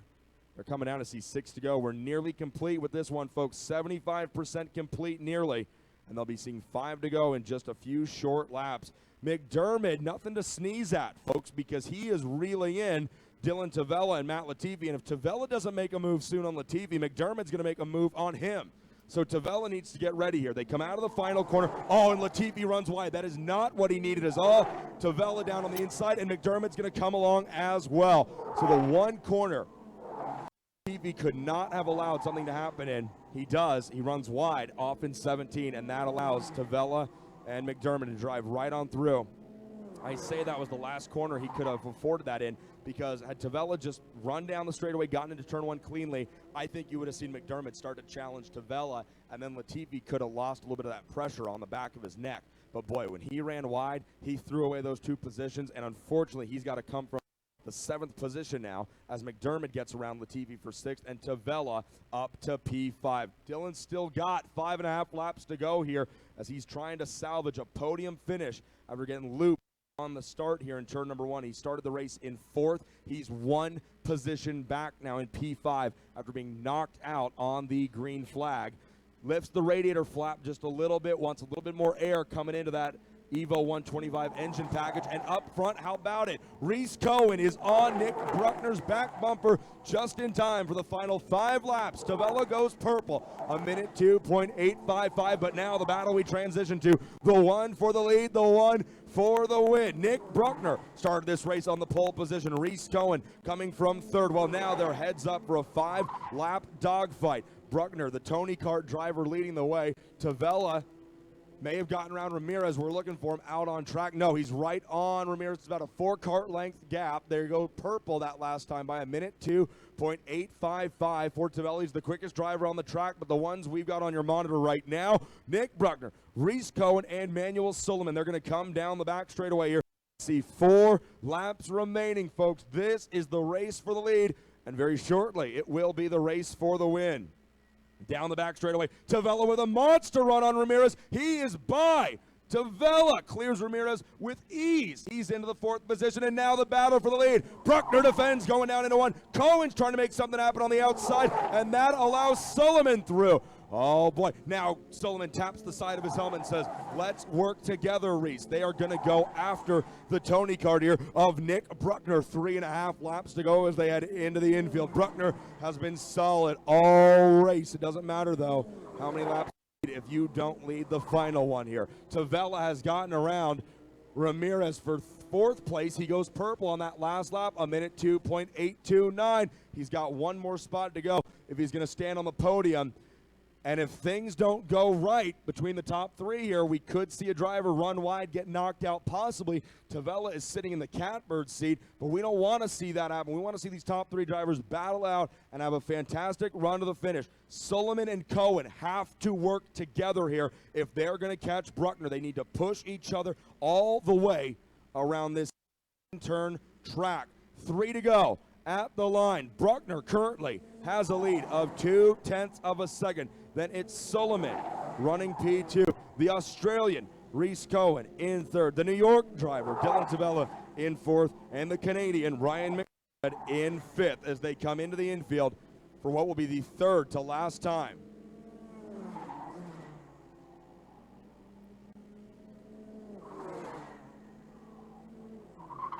The leaders hit the double right-handers here. This is Bruckner's race to give away here. If he's not careful, it's Cohen's and Sullivan's to go up and take the gap last time by 2 a second. At one point in this race, it was 1.6 from Bruckner back to the next closest driver. If Reese Cohen can find his way around Manuel Sullivan, he may be able to run Bruckner back down. Cohen seemed to have a little bit better pace than Sullivan. A minute 3.8 for Cohen last time by Sullivan does much better. A minute 3.3. Now Sullivan closes right up on Bruckner. Down straightaway, folks. 18 down, 2 to go. The sticks are in the air. Sullivan closes right up within a half a cart length on Bruckner's back bumper. Sullivan close. Not close enough, though, to make a move. McDermott has also now gotten around Matias Ramirez. So move McDermott up a spot to, that should be P4, I believe.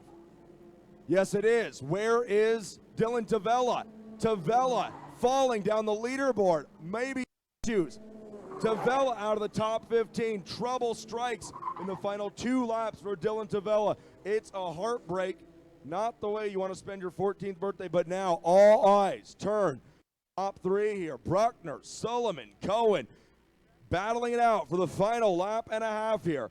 Out of turn 14, the elbow. They'll head to the 90-degree flat-out right-hander, 15. Bruckner, you see the gap right there. At least 10 cart lengths from P1 back to P2, but it's down the straightaway. Sullivan is so good under braking. They come over the S's in 16, out of the right-hander, 17. Folks, white flag in the air. 1 lap remaining here in New Orleans for our Junior Max drivers. Nick Bruckner has all the pressure of the world on his shoulders right now. He has to hit these next 15 corners perfectly as they roll through 3. Ramirez battling now with McDermott for the 4th position. It's a good fight, but it doesn't matter in terms of the podium. Up front, Bruckner trying to stay out in front, but Sullivan's got a good run here. It's not over as they head into the infield. Out of the left-hander, 7, into the double right-handers, 8 and 9. You got to ask yourself, when does Cohen get aggressive and go for 2nd place? Sullivan has a shot here at Bruckner down the back straightaway. He just has to get a good run out of 15. The leaders roll through the S's. Cohen can shove Sullivan past Bruckner. If they work together, the question is, will they, or will the young Australian pull out and go for 2nd place on Sullivan? Bruckner doesn't miss a mark out of 15. Down the back straightaway, 16 and 17 are going to be their only shots. They're not going to be close enough, or are they? Sullivan with a monster run. The inside for 2nd. He's going to run wide. Bruckner wins it. Fabio Orsolon's pretty happy and even blew me a kiss. That was weird. Good run right there. as it's going to be your winner, Nick Bruckner, getting it done here in Junior Max. Manuel Sullivan comes home second, and Reese Cohen, the Australian, is going to come home with some hardware in the third position. Ryan McDermott fourth, Ramirez fifth, Latifi sixth, Durant seventh, Edenholm, Gullick, and Jaramillo. Your top 10. We head trackside for the podium.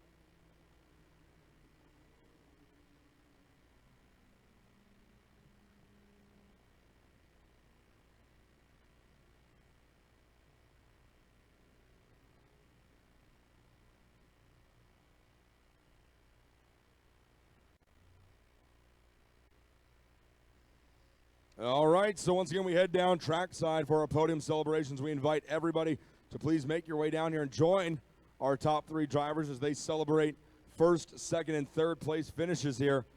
Drivers are losing the helmets. They'll push the carts onto the podium flooring here.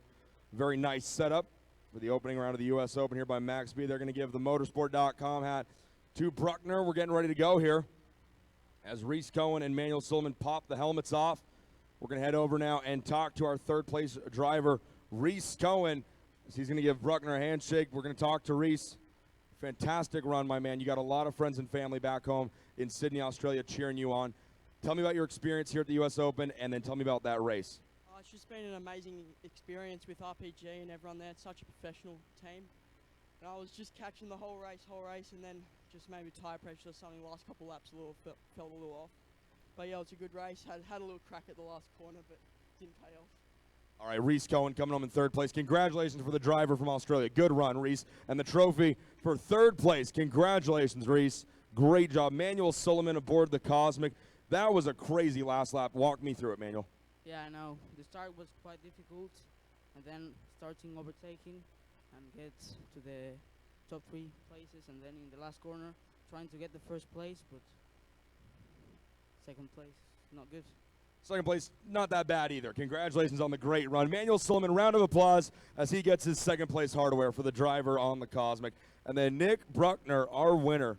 Man, you did phenomenal in those heat races yesterday. You did a great job bringing the field down to the green flags. Nice clean starts. You scored the victory. Did you know the Cosmics were as close to you as they were in the last couple laps? Because at one point, you had a 1.6 second lead, and then at the end of it, those guys were right on you. Did you know they were closing? Yes, sir. I knew they were closing because, I looked back and I could see they kept coming, inching, and then I was just trying to hold on to it and keep going as fast as I could. Who would you like to thank for getting you to the top of the podium this weekend? First of all, I'd like to thank God, and I'd like to thank Orsalon Racing, my engine builder, Mimi and Papa, and everyone that's helped me this weekend. Your winner, ladies and gentlemen, of the U.S. Open in New Orleans, Nick Bruckner from Orsalon Racing. Manuel Sullivan in second, and Reese Cohen third place. One more round of applause for our podium, ladies and gentlemen.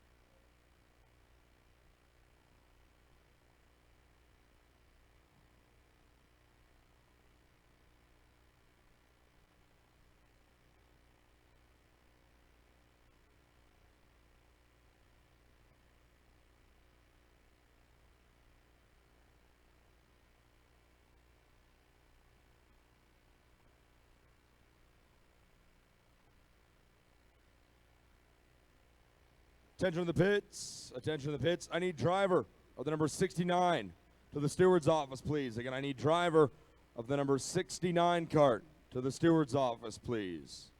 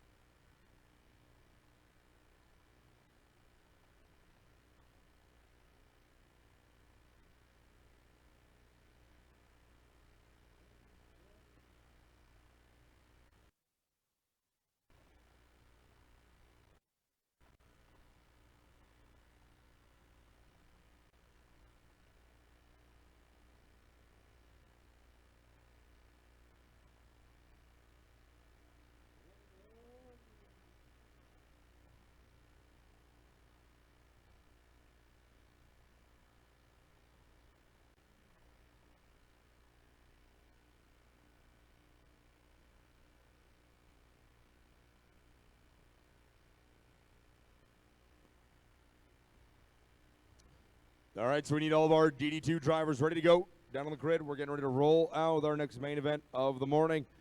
Main event DD2s on the grid.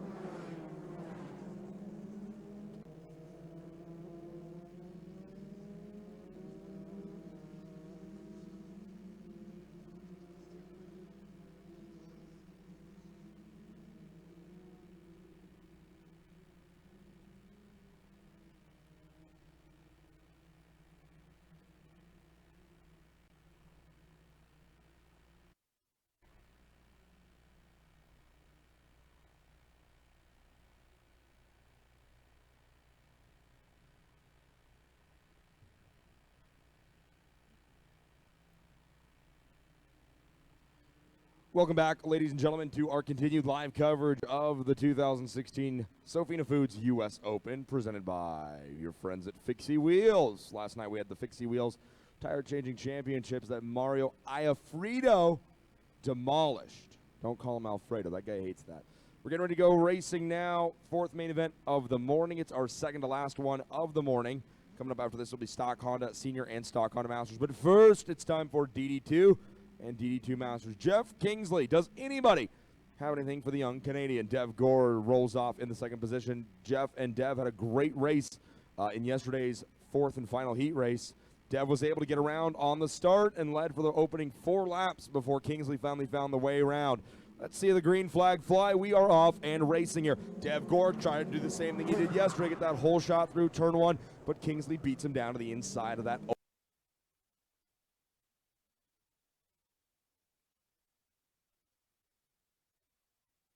Out of 3, Gore is there, and he's through. Dev Gore out in front. It's just like Jake Motov predicted. That opening lap is going to be a wild one. Kingsley's going to go to work now trying to find his way back around Dev Gore. But this race may just be a lot more exciting if Dev Gore can stay out in front. Kingsley right on his back bumper. It's the Anderson Racing Burrell of Gore, your leader, and the PSL karting Burrell of Kingsley running in second, and then the Anderson Racing Burrell of Michael McCarthy. They call him Sloth, running in that third position. Drivers now making their way onto the back straightaway for the opening lap. This could be a really good passing opportunity for Jeff Kingsley, but Gore's going to defend down to the inside. Kingsley may not even need the inside. He doesn't. He says hi, then he says bye. He's through. Kingsley is going to lead lap number 1 after starting the race on pole, falling back early, but he's back now out in front. Gore in second, Michael McCarthy third, and then they battle for 4th on back. That's going to be Zervagon, local driver Luis Zervagon, up to 4th in this category. Zervagon, a PSL Burrell art driver, lives right here in New Orleans, Louisiana. He's the 2015 club champion in DD2, and he's the former DD2 Masters champion right here at NOLA Motorsports Park. So Luis Zervagon, driver that number 588, sporting a great helmet. It's gold, green, and purple. I don't know. There's a specific way you got to say the colors about Mardi Gras around here. Dom Favalora tried to talk me through it earlier. Purple, green, and gold. It's purple, green, and gold, I believe. So that's the colors of Mardi Gras, and that's the colors on Luis Zervagon's helmet. So when you see that purple, green, and gold flash by, you know that is the 4th place driver of Luis Zervagon, and he should, in fact, be your leader in DD2 Masters, as it looks like Rhett Thomas has gotten around for the 4th place overall, but Rhett is running in DD2 Senior. There you see him on the comp cart right there. Rhett, also another local driver on the comp cart out of Covington, Louisiana. He's the winningest driver in Senior Max here at NOLA, and he's the 2015 Senior Max champion at New Orleans. So he decided to try his hand at the DD2 category, and right now things are going pretty well. As he's been in the top 5 all weekend, he now runs 4th overall. Should be Nathan Mall, we're showing being scored in the 5th position right now. Mall, running DD2 Senior last year, ran very well with PSL karting. He's made the move up to DD2 Masters here in 2016. And boy, is he enjoying that, because he's running very well, leading the category as they run right now. Zervagon down to 2nd in Masters, and it's Licardi, Pellerin, Zaragoza, and Conrad Park. They are your DD2 Masters driver. In DD2 Senior, it's Kingsley, Gore, McCarthy, local driver Rhett Thomas, Moises de la Vera in 5th, Nagel, and Colorado and McKenna Carey completing your top 7 out there right now. Pass for 4th place, I apologize. That should be Nathan Mall getting around Rhett Thomas. Let's see how they cycle through here, and it is in fact Nathan Mall around Rhett Thomas for the 4th position, but that really doesn't matter to Rhett Thomas. He is still running 4th in DD2 Senior. Nathan Mall, the DD2 Masters leader, just gets around for the overall 4th position. It's 2 different classes, 2 different races, 1 on-track session. We've got it going on here in DD2 and as well in Shifter coming up right after this race. Speaking of shifters, we need those drivers down on the grid at this time as your race is coming up next. Rhett Thomas needs to figure something out because he's sliding an awful lot on corner exit. And he's got Lawson Nagel right behind him, the Dallas Karting Complex driver out of Texas. Nagel ran with us at the 2015 U.S. Open last year, ran well. And here he is in DD2 for the sophomore season. of the U.S. Open. Nagel's got a good run if he can keep the speed up down the back straightaway. Looking on the inside of Rhett Thomas. No, not close enough. Thomas able to get into the braking zone quite a bit later, and that shows you just how important it is to be a local driver at a track like this and have the experience.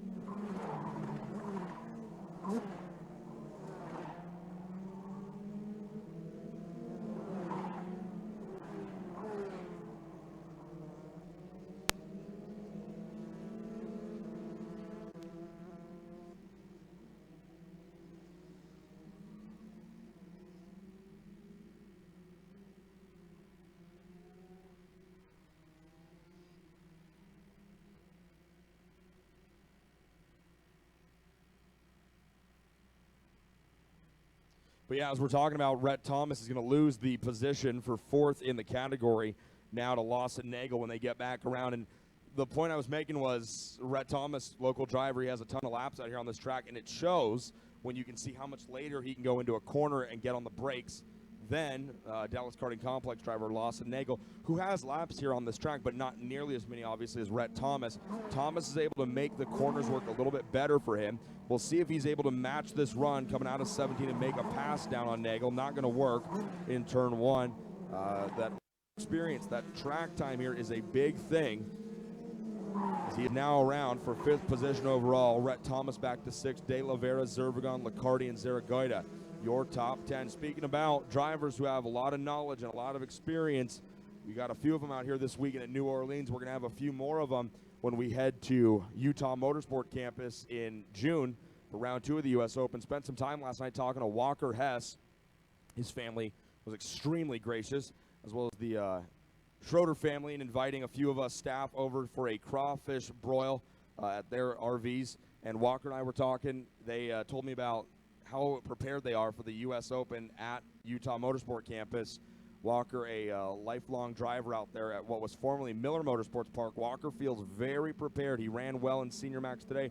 Not as well as they would have liked, of course, but when we get to Utah in June, Walker says to watch out because he feels very confident going into that Senior Max race back at home at the Utah Motorsport Campus. It's going to be a lot of fun to see how he and the other Utah drivers do.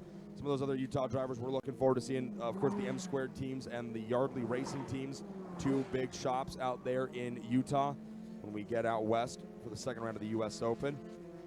Hope to see a few more DD2 drivers. The racing is good, but it could be better, and it always gets better when you add more go-karts. More is better, as I say, with food, of which I got to experience a lot of here in New Orleans last night. Man, you guys don't joke around with food in this part of the country. If I lived here, I'd be 400 pounds. This is an incredible city for food. The atmosphere is fantastic, and I have to say a big thanks to Dave Pergande for taking me out and showing me around last night. Phenomenal area here.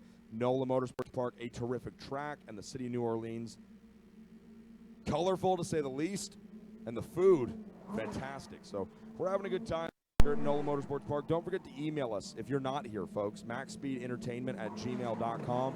We're going to check the emails here in a moment.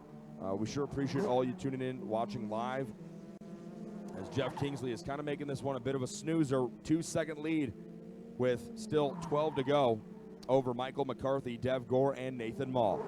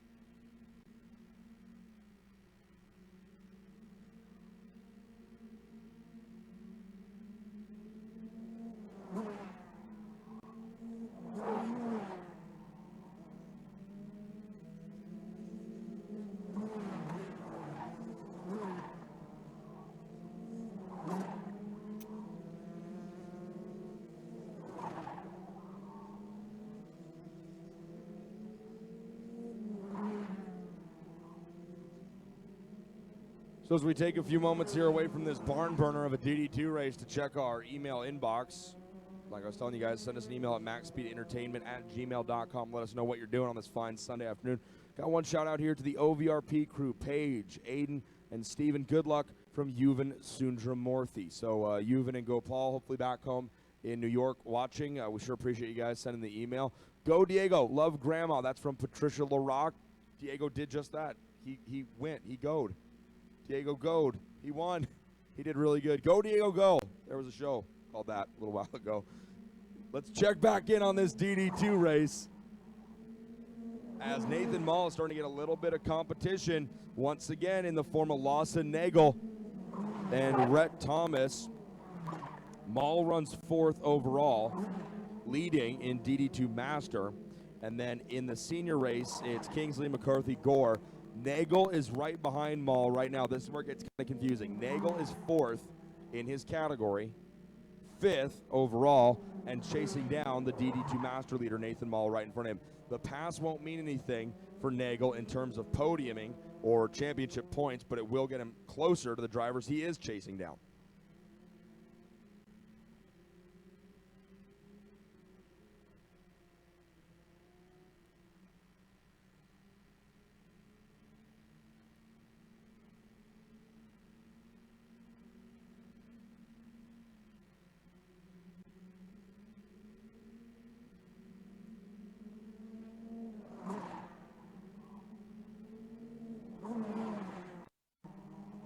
And as we check back in, Jeff Kingsley continues to do what he does, and that is lay down flying lap after flying lap, folks. He went purple that last time by minute 2, 1:8:1, and this race is not slowing down for 4th overall. Nagel, your DD2 Masters leader. He's the Burrell out in front. Lawson Nagel is the Sodi cart. He is 5th on the track, 4th in senior, and then the comp cart behind these two is local driver Rhett Thomas. Rhett Thomas is 6th on the track, 5th in the category.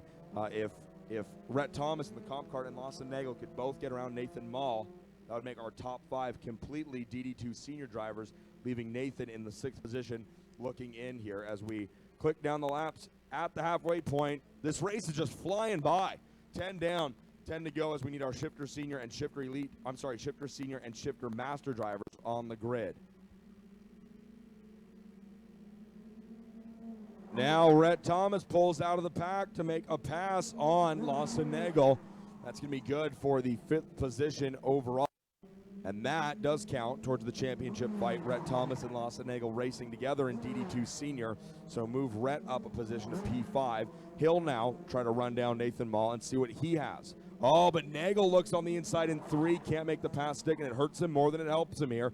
They head into the infield. 9 laps remaining. Don't forget, folks, we are broadcasting not only live on motorsport.com and maxspeedentertainment.com, but if you have Race Monitor up and running, you can click the live button down at the bottom left-hand corner, listen to our audio, and watch the actual broadcast. And thanks to Race Monitor and Apple TV partnering up, you can even watch us on Apple TV these days. It's like we're a real broadcast. It's awesome.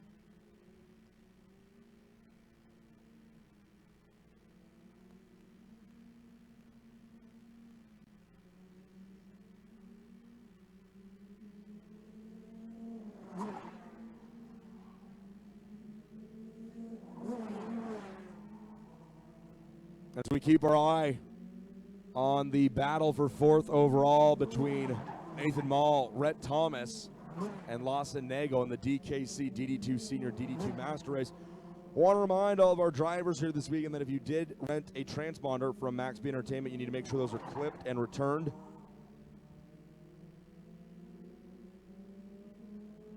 So once you clip those transponders, please make sure they are returned to the scale area.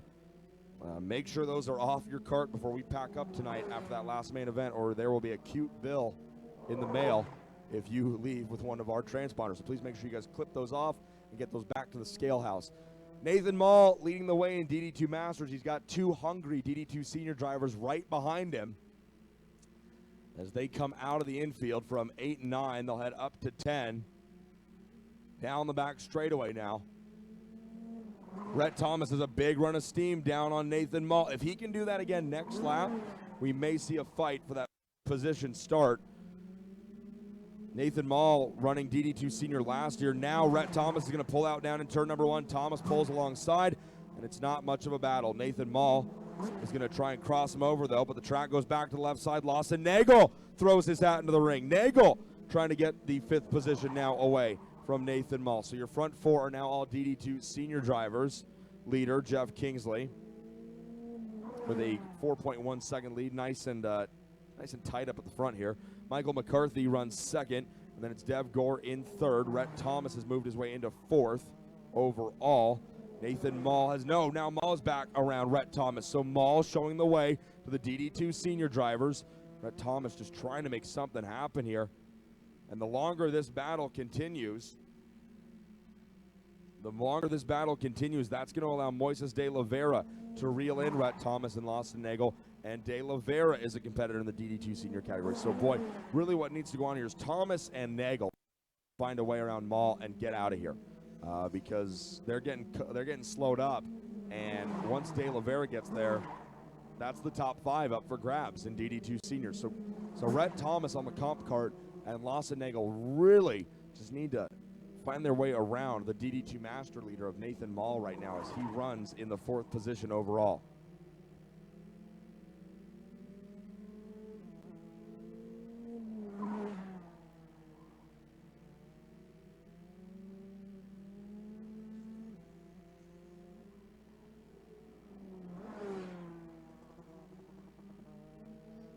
Lawson Nagel now trying to stick his nose on the right rear of Rhett Thomas. Wasn't able to make the pass stick.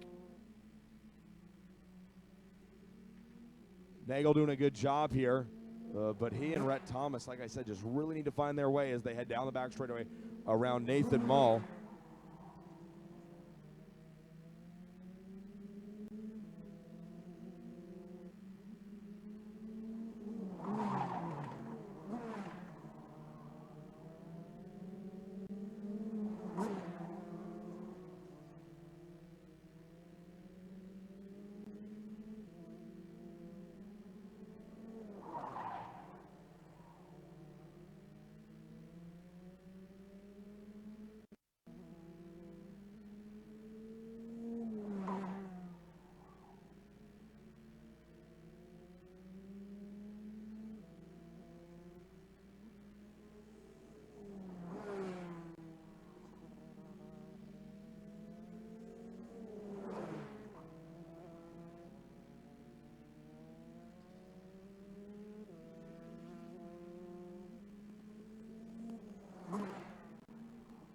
So as we continue to just watch these guys in DD2 and DD2 Masters battle it out, coming up next will be our last race of the morning program, Shifter Senior and Shifter Lead. I want to say hello to all of our friends in Southern California who are tuning in and watching the broadcast. We sure wish you all were here, and we're having fun, but not as much fun as we could be if you guys were here. So thanks to everybody for tuning in and watching our live broadcast, especially our friends in Southern California, heck, all of our friends up and down the West Coast, Oregon, California, Washington, heck, up even into Canada. We know we got a lot of friends tuning in. Now Nagel finds his way around Rhett Thomas, but Thomas is going to cross him over. No, he can't make it work. So Nagel picks up the position on Rhett Thomas, and that will be for 4th in the category, but still they fight 5th overall on track. We near the end of this one, as they will come down to see 3 to go at the line. All of our Shifter Senior and Shifter Masters drivers need to be on the grid, ready to roll. Next, Thomas gives Nagel a bit of a shot under braking as they head into 16. So Nagel able to keep the car underneath them, but Rhett Thomas letting him know that he's there. They head down the front straightaway, 3 laps remaining. Rhett not going to try anything in 1, not yet.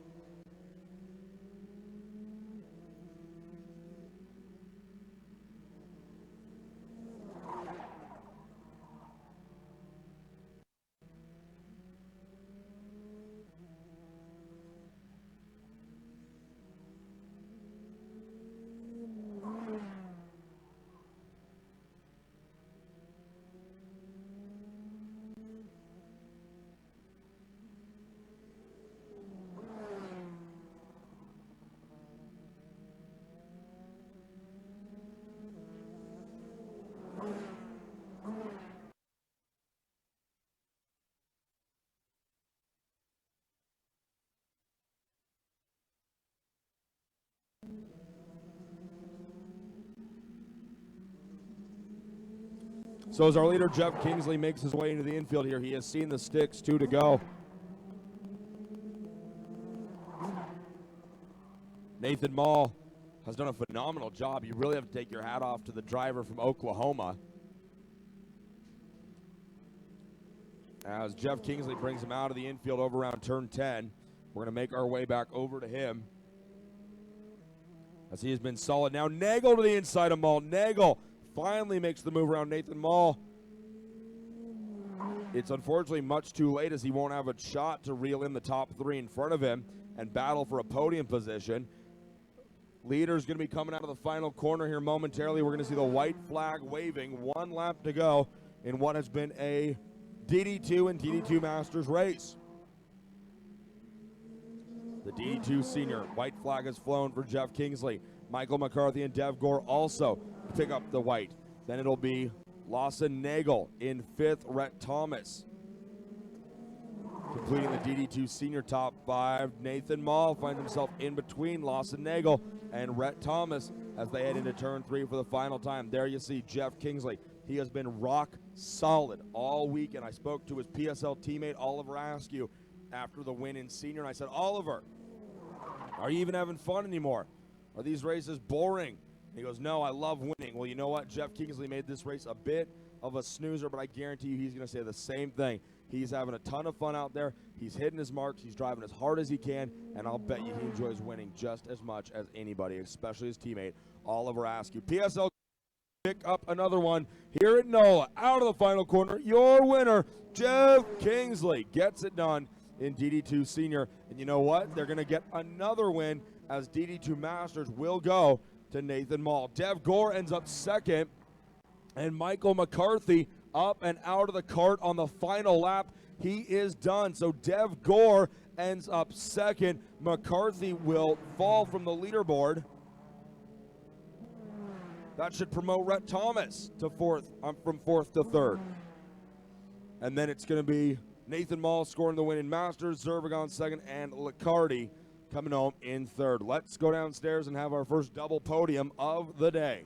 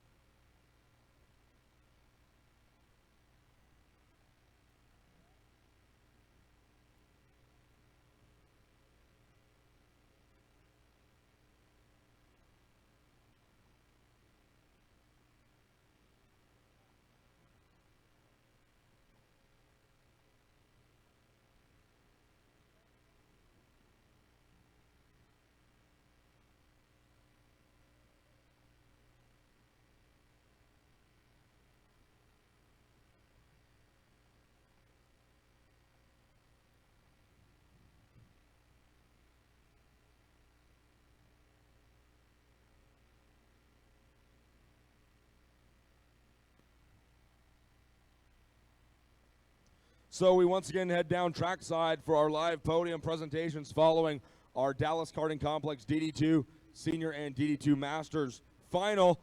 Kick things off down here with Dallas Karting Complex driver Lawson Nagel. He's going to pop the helmet, and we're going to talk to him here briefly. Lawson, phenomenal run, buddy. You guys had a good battle back there. You and Rhett Thomas and Nathan Mull. Tell me about it. Who would you like to thank for getting on the podium here at New Orleans? I'd like to thank Tom and Sean and the Dallas Karting Complex and my parents for giving me the opportunity to be here. I'd really like to thank Sean for putting this package together and letting me come here to race. And it was a good race. It was clean. We all passed. I mean, in the end, it just happened. Lawson Nagel coming home third place, getting that third place hardware right there. The first U.S. Open of the year. Congratulations to Lawson Nagel. Dev Gore, Anderson Racing driver, coming home in second place. You and your teammate Michael McCarthy had a pretty good battle there most of the race. Bad luck for him at the end of it. Tell me about your day. Basically the whole week we just basically struggled for pace, but for the final we pretty much got the kart on rails, and unfortunately I was able to get in the front but not able to hold it, and Jeff just got by and drove away from there. Fantastic run. Dev Gore from Anderson Racing coming home in second place. Congratulations to him. And then your winner, Jeff Kingsley, out of PSL Karting. I asked your teammate Oliver Askew in Senior Max, does it ever get boring up there running away with these things? Are you having fun out there, man? No, racing's always fun, right? So I enjoy every lap of it. And I haven't raced since November, so it was nice just to be out there, get the muscles going again, and I take the laps that I can. So I enjoyed it. Congratulations. Who would you like to thank for getting you on the top of the podium? I'd like to thank everyone at PSL, Chef, Coy, Big Dan, Stefan, Dominic, and everyone who made this happen. So thanks PSL and my parents. Jeff Kingsley, thanks a bunch for talking to us, and thanks for not moving your head around a bunch like Oliver does. Congratulations. Your podium for the top three here in DD2 Senior, ladies and gentlemen. So the DD2 Senior drivers are going to get a few photos snapped here. The top three again, Jeff Kingsley, your winner. Dev Gore coming home in second place, and Lawson Nagel in third. We're going to drop the banner behind him here in a moment, and we'll bring in our DD2 Masters top three. Dallas Karting Complex sponsoring the DD2 and DD2 Masters category. Good run for the DKC driver Lawson Nagel in third place. Good job, guys. Congratulations. We will see you in Utah. Now we'll push those carts out and bring our DD2 Masters drivers into the backdrop.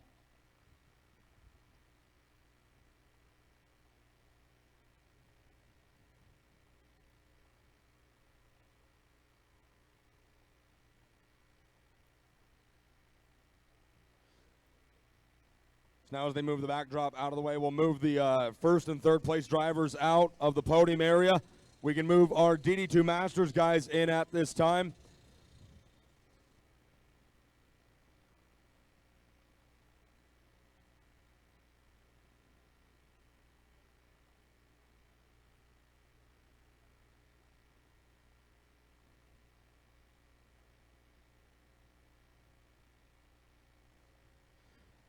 So we now move to our DD2 Masters podium. We're going to get second and third place drivers in here, and then we'll put the backdrop up and talk to them here.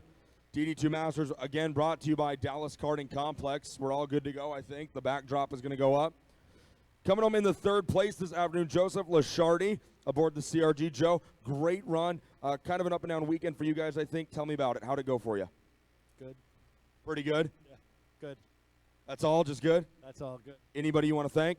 My parents, they paid for it. All right, the parents for paying for it. Short interview. I like it. Joe Lashardi coming home with the win. I'm sorry, third place in DD2 Masters. Maybe the win. Maybe next time. Luis Zervagon, local driver with the Mardi Gras colors. Did they bring you any luck this weekend? Second place, not too bad. Not too bad. I didn't have any speed for Nathan this weekend. It's his first Masters weekend, and he was flying. So I'll have to go to Salt Lake, try to keep him honest for that grand final ticket, and then just prepare for the national from there. Yeah, he was flying. You guys going to try and maybe vote him out at DD2 Masters or anything after running senior last year? Well, when you qualify second on the grid amongst all the seniors, I think you're doing a pretty stout job. I think he is too. Luis Zervagon coming home in second place, folks. Round of applause for the local driver. Make some noise for the hometown kid here. And then Nathan Mull coming all the way to us from Oklahoma. That's third place. Yeah. We interviewed him. Yeah, we're moving quick down here. We got a schedule to meet. And our winner, Nathan Mull, he was flying out on the track, coming to us from Oklahoma. Ran DD2 Senior last year. You're with the old guys in Masters. What gives? I don't know. I guess my experience in senior has definitely paid off in Masters. I'm going to try to compare myself with all the seniors to see if I can get faster this year. So my driving's definitely improved, and I really don't know where it came from. I guess a 4-month off relaxation has done me pretty well. Wow, usually stepping out of the seat doesn't always work out so well, but it seems to have done okay for you. Who would you like to thank for getting on the podium? I'm going to have to thank my parents for paying for this and bringing me here. PSL for all the support they've given me throughout all my years that I've raced. So thank you guys. Did an amazing job.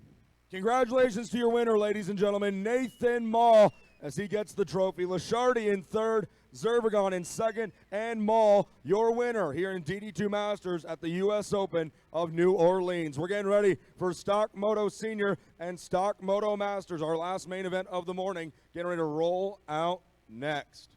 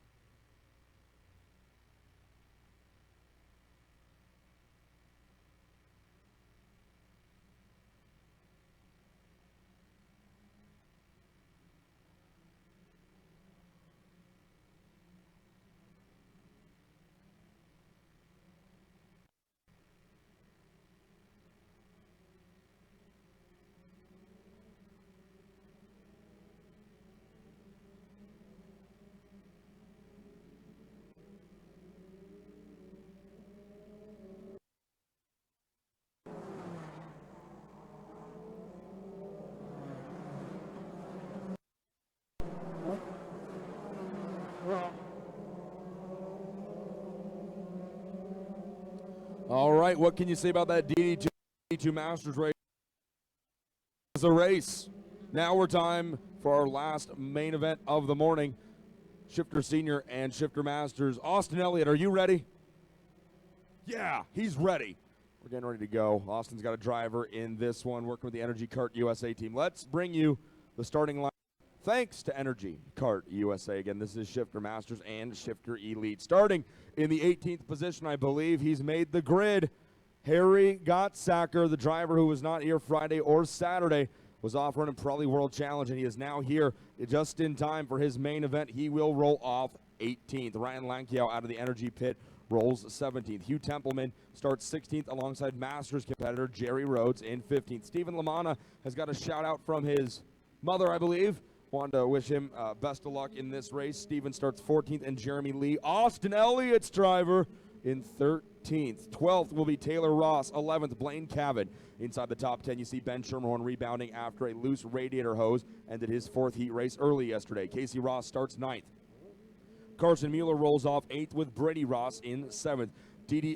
Shifter Masters leaders Chris Jennings and Ryan Kinnear line up side by side in row number 3. Then it's Sky Finley, Sabra Cook on row number 2, and on the front row, Dallas Karting Complex's driver, 329, Austin Wilkins, and out of Champion Racing, pole sitter, number 367, Nick Neri. One driver waving his hands in the air. Cam Egger drops the flag, and we go racing. Wilkins gets a great start and beats Neri down into turn number 1. The DKC driver shows the way to the Oklahoma team, but Neri battles back on the inside of 3. Wilkins pinches him tight, though. Neri can't get the run out of the corner. He stays in second. Then it's Sky Finley, another Texan, back in third. Neri calls Florida home, but Champion Racing is based out of Oklahoma. So it's the old Red River rivalry here, with Texas going heads up against Oklahoma with DKC versus Champion. Wilkins leads them out of 9 to the short chute leading into 10. And it's going to be Nick Neri in second, your pole sitter from Friday's afternoon's qualifying.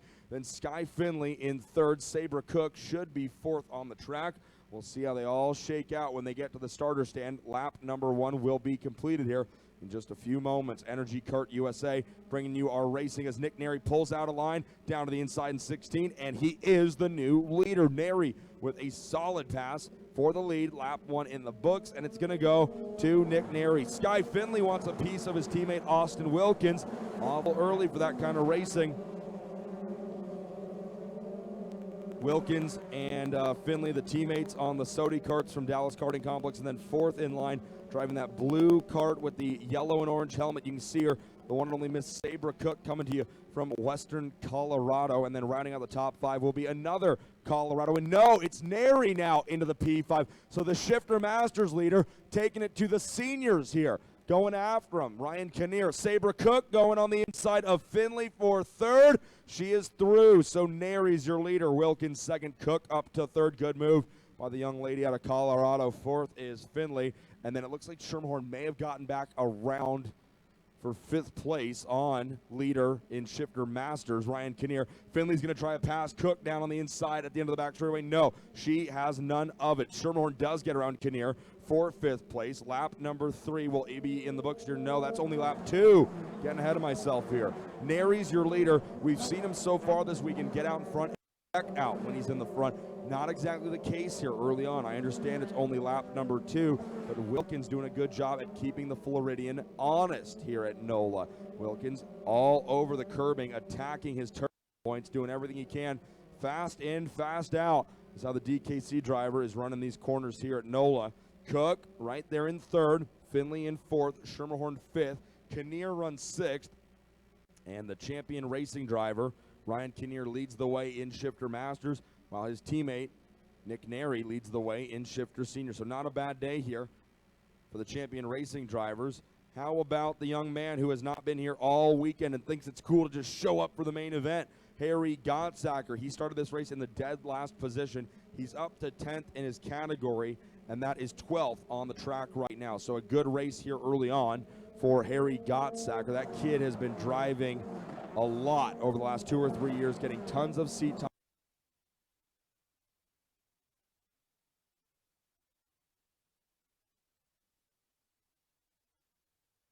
Gottsacker getting tons of seat time, and that is what makes a solid driver. At the end of the day, there is no replacement for practice. Talk to your leader, Nick Neri, racing in the Florida Winter Tour for the part of 10 years now. The kid has won nearly everything you can win at the Florida Winter Tour. Heck, he's won 4 U.S. Grand National Championships, 4 different age groups, meaning he's won them in Mini Max, Junior Max, Senior Max, and DD2 Senior, most recently at the Utah Motorsports campus 2 summers ago out there in Tooele, Utah. Neri, he spends a ton of time in the kart, and you can see it start to pay off now as he's beginning to open up a pretty good lead over Austin Wilkins. Cook still in 3rd.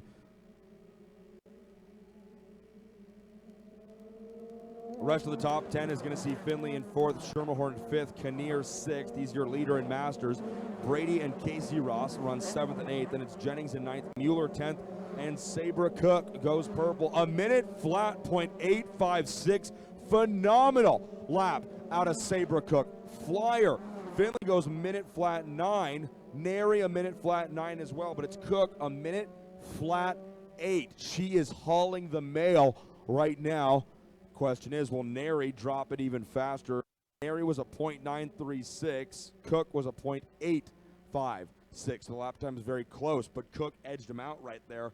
The top 4 all running very fast and, more importantly, very consistent lap times here in our Shifter Senior and Shifter Masters main event. Following this race, we will break for lunch here at NOLA, and then we'll be back with our last 2 main events of the day, being Mini Max and Masters Max. All weekend it's been Shifters running last on track, and it's been entertaining races, but Nick Nary's kind of able to drive away in them. Masters, though, that is not going to be a bad choice for the last race of the day. You are going to want to be somewhere where you can watch Masters Max. It has been quite dramatic in that category over the last 2 days here down in New Orleans, and I'm not sure it's going to get any less dramatic when we get to our final later on this afternoon. Hey, 20 laps for those old guys. That's a lot of time on track, and a long, fast track like this one. I just hope we don't have to break out the oxygen tanks for Derek Wang or David Pregande or some of those guys.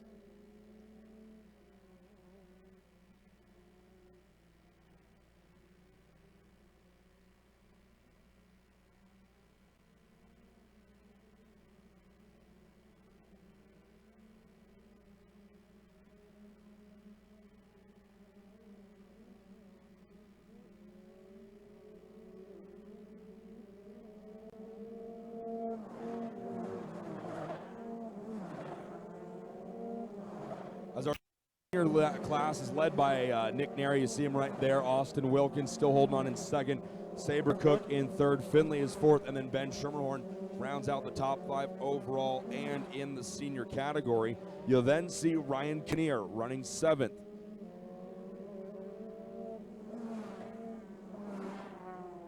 Ryan Kinnear racing with Champion Racing and the Intrepid Chassis. Rodney Berryhill and the team out of Norman, Oklahoma. Ryan running that Shifter Masters category last season at the U.S. Open. Ran very well. Scored the championship. Shifter Masters, just the older version. Just like how we have Senior Max, we have Shifter Senior, and we have Shifter Masters, just like how we have Masters Max. So it's just a place for the guys just a little bit older than our senior drivers to go and run. And Ryan Kinnear is just that.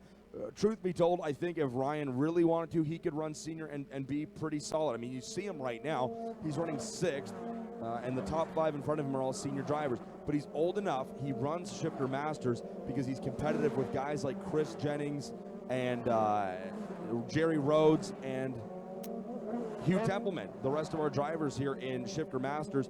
So Ryan's over that 30-year age gap. He runs Shifter Master. He has a lot of fun in the category. Fast. Him and Jennings have had great all weekend here. Chris Jennings, that's another guy, just like Ryan Kinnear, who really, if he wanted to push the issue, he could get down and run the kid. Shifter Masters. Chris runs a lot of races every year where he's double duty. He'll run with the senior drivers, and he'll also run with the Masters age drivers if they're on track separately. And Jennings has great success when he does that. Kinnear this season once again electing to run Masters. I think the guy's fast enough. If he wants to run senior, he sure could, but he meets the requirements. He's running Masters, and he's having a great time in it. He's leading the way right now as he comes out the corner. Another lap.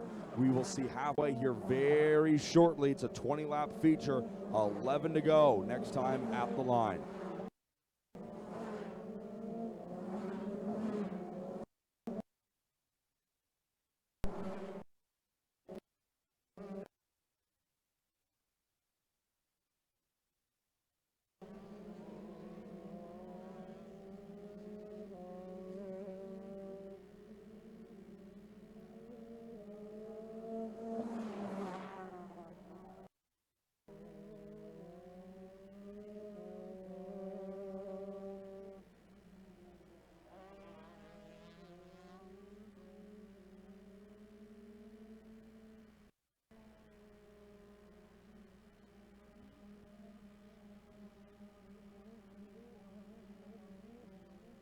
So as we come down here to complete lap number 8 of the feature here, 11 to go at the line. Nick Nary's lead is 1 second flat over that of Dallas Karting Complex driver Austin Wilkins. Nary just laid down a minute 1.0. His best lap is a minute flat 0.9. Wilkins laid down a minute 1 flat. Nary a minute 1 flat. Cook was a minute 1.3. So she has a little bit of work to do if she wants to reel these drivers in front of her back down. But as they run right now, she sits on the podium in third place and talk to. Sky Finley would like to change that, though, as he's running in fourth behind Sabra. And then really good news, I never got a chance to go and talk to Ben Schermerhorn and interview them about the issues in that heat race yesterday. But it saw a bit of smoke coming out of Ben's cart around the halfway mark, and then towards the end of it, he pulled off down the front straightaway and parked it outside of turn number 1 with a radiator hose flapping in the breeze, not fastened to the radiator any longer. And that means loss of water, and loss of water in an engine like these can mean, you know. So thankfully, it seems that was not the issue. If it was the issue, they did a job rebuilding that engine. And what matters most is that he's back on track right now, and he's running in the top 5. Good day here for Ben Schermerhorn after a tough blow in the last heat race yesterday afternoon. Ryan Kinnear continues to lead the way in Shifter Masters, and it's Brady Ross. Casey Jennings runs 9th. He's your second driver in Masters. And then Harry Gottsacker has gotten his way all the way up to 10th overall. That is 8th in Shifters Senior. I don't necessarily know if Gottsacker and Barry Hill and the Champion Racing team had a win in mind for Harry after missing all of practice, all of quali and the heat races. But the fact that he's up here running 8th in his category right now, to me, is pretty impressive. He's done a great job as we're now just past the halfway point. Gottsacker running 8th after missing all of the weekend to this point so far. But he's making the most out of it. Nary leads him out of 1 and 2, down to left-hander turn number 3. And then it's Wilkins in second, Cook in third, Finley 4th, and Ben Schermerhorn rounding out your top. Ryan Kinnear runs 6th. 7th place is Brady Ross with Casey Ross in 8th. Jennings and Gottsacker complete your top 10 as they roll through the double right-handers here. Just a few more laps to go. We'll see 8 at the line.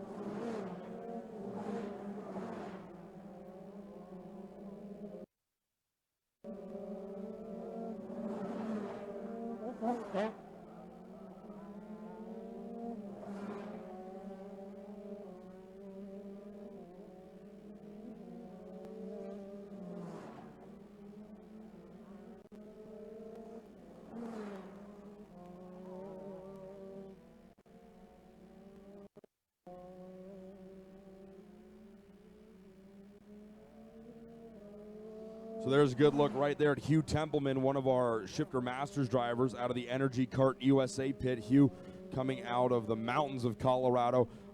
Very important manager at the Viceroy Snowmass Hotels in Aspen, Colorado. Viceroy stepping up with Hugh's help to sponsor his teammate, Sabra Cook. You see her right there entering your screen as they roll through turn 1. Sabra Cook out of Grand Junction Motor Speedway. Cook, a senior, I believe, at this time at the Colorado Mines, studying mechanical engineering. And if any of you have ever been to college, you'll agree that it's very hard. The Colorado School of Mines is as hard as they get. Cook racing with quite a few sponsors that she always is appreciative of and thankful to. Energy Kart USA, of course, her team, Grand Junction Motor Speedway. She also working with Viceroy Snowmass, as we spoke about. Energy Freedom Project, Bell Racing USA. Shout out to my man Packy Wheeler. He's not here this weekend. He's probably in Barber Motorsports Park at the IndyCar race in Alabama. But Sabra and Packy Wheeler from Bell Racing working together. And then Adidas Motorsport, Gold's Gym, Brett King Design, AIM, Molecule, and Swede Tech. It's always nice when you get a list of sponsors from a driver to talk about during their race. When you're running third, you got to thank your sponsors. We'll see if she can remember all of them should she stand on the podium. Right now, she's looking pretty solid, out ahead of Sky Finley in fourth place by 0.6 of a second. It's nearly a full 0.7 of a second. And there we see Ryan Kinnear. No, that's Nick Neri starting to put drivers a lap down. That's Hugh Templeman that he's working on. So Neri gets around Templeman as they start to run into lap traffic here. Seeing 5 to go when they get back to the line. Templeman, like we spoke about, out of Colorado, partnering up with Stacy Cook and the team over there at Energy Kart USA back when it was CRG USA. So Hugh has done the old chassis swap. He says he enjoys the Energy Kart very much. He's been fast on it, and he says it's just a fun chassis to drive, and he enjoys his time with Energy Kart USA and all the folks over there. Right now, their driver, Sabra Cook, running third in Shifter Senior, and Hugh Templeman. Let's see exactly where he runs. I know where he is overall, but in the Shifter Masters field, Hugh is currently scored fourth, and it's their other driver, Jerry Rhodes, in third. Jennings running second, and Ryan Kinnear, your leader. Oh no, is that trouble for Wilkins? So trouble for Austin Wilkins. He comes to a stop for some reason in the exit of turn number 1. Mike Jones has no idea what just happened to his driver, but that's going to allow Sabra Cook, Sky Finley, and Ben Schermerhorn, I believe, all by. No clue what happened there as the DKC mechanics look on. No idea what just happened to Austin Wilkins. We stood up and saw him stopped, looking down to the right rear of the cart. There's a whole lot going on that side of the go-kart. That's where the engine, everything, the exhaust pipe mounting bracket, everything is mounted over there on that side of the go-kart. The only thing it must not have been was a radiator issue, but he came to a complete stop over there on the exit of turn number 1, and that changes everything here as the 329 was running in second place. Neri comes across in the lead. Cook now in second. Finley stands on the podium as they run right now, and Ben Schermerhorn becomes the odd man out as he is fourth. Wilkins finally rejoins the running order in fifth, and then it's the Rosses split up by Ryan Kinnear. Brady Ross in the 305 out in front of Ryan. Remember, this race really doesn't matter in the grand scheme of things because Kinnear is racing in Shifter Master. The Rosses both in Senior. Kinnear just needs to make sure he stays nice and clean as he gets through the Shifter Senior traffic. He doesn't want to get damaged and give way here to Chris Jennings. There you see him right there. Ross out in front, Kinnear in second, and then it is Casey Ross behind Kinnear as they head down the short chute into turn number 10. We always want to remind folks, if you are watching live on our broadcast, we sure appreciate it. If you're watching through the YouTube window, make sure you have your mouse over the screen and go down to the settings menu. It's a little gear at the bottom right-hand corner of the screen. Open that up, and you should be able to choose the quality mode. Make sure you click HD. We're shooting with HD cameras out here this weekend, and you don't want to have anything less than HD quality. So we're going to see now Kinnear goes by. Oh, is there trouble for Neri?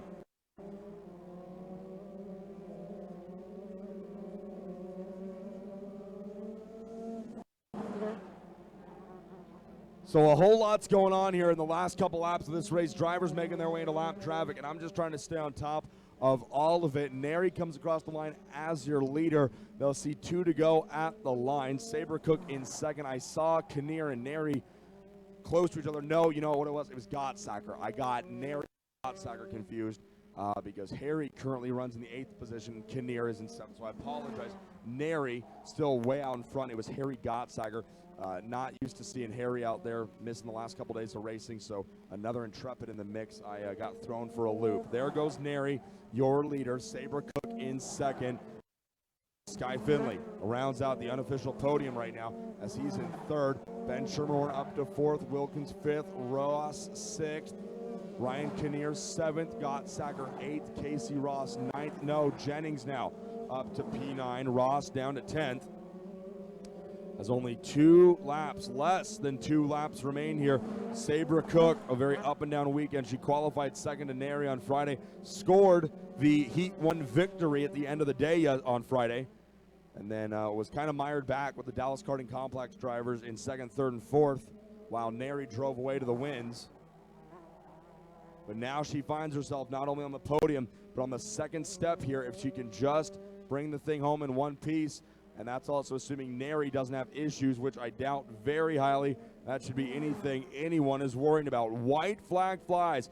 Final race of the morning here, and Neri is looking to lock up the opening round of the U.S. Open. Sabra Cook crosses the line. 1 to go in second. Sky Finley gets on the gears, bumps him down 2 or 3 to make the run. One grabs another gear, and he is dipping and ducking everywhere he can around this track. It's a valiant effort, but at this time, it's too little, too late. He's got what he's got. He just needs to make sure he doesn't give anything away here, and Finley will be standing on the podium in third. And Ryan Kinnear, same for him. He's bringing home Champion Racing's second win of the day for the man they call Big Sexy, Rodney Berryhill.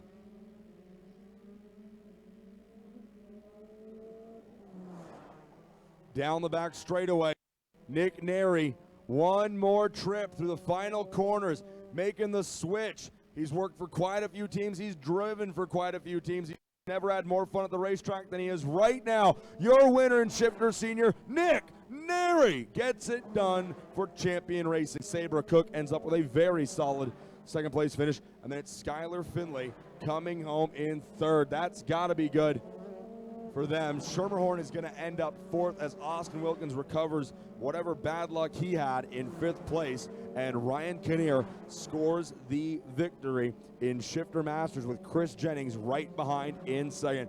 What do you say we go down and talk to our podium finishers in Shifter Senior and Shifter Masters? We'd like everybody to come join us. Bonner Moulton will be there, maybe.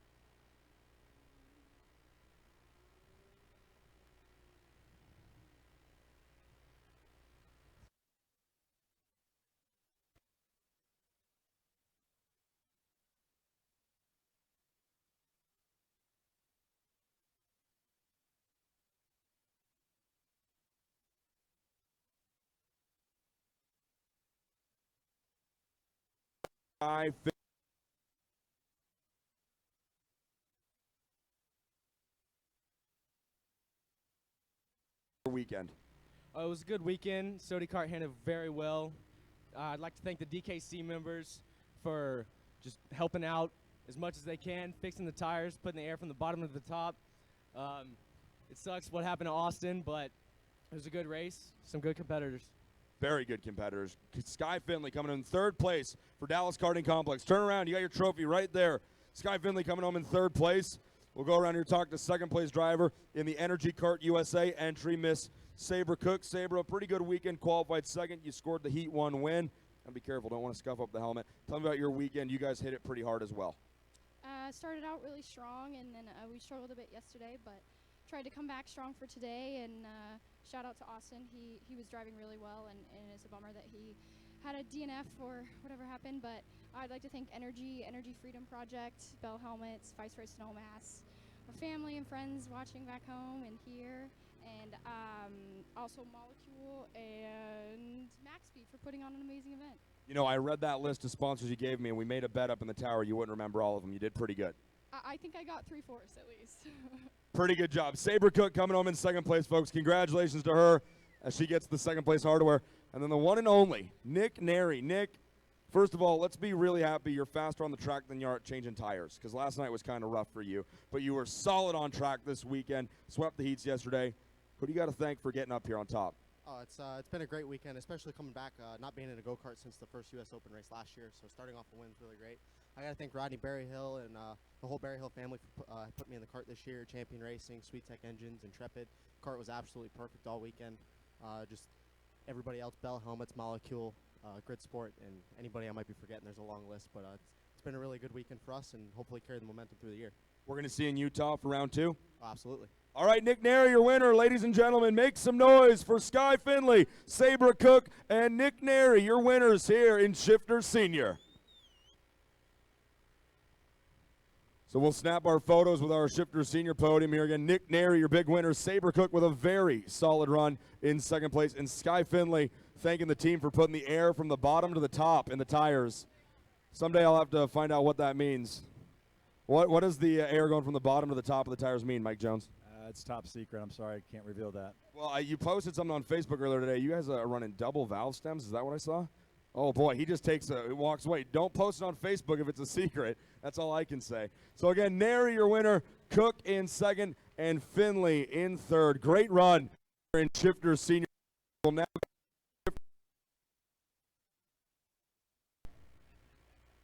later on.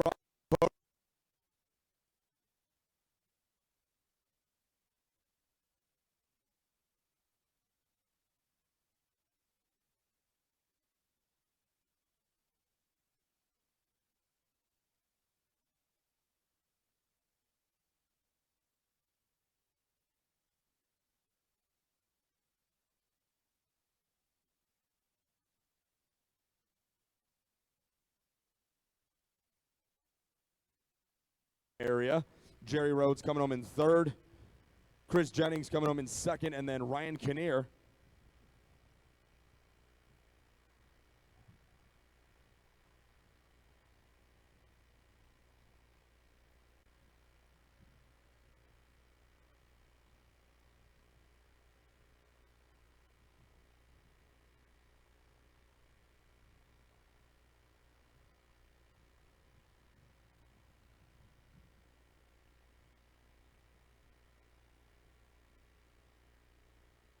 So we get everybody lined up in the right spots now. We're getting ready for our Shifter Masters podium.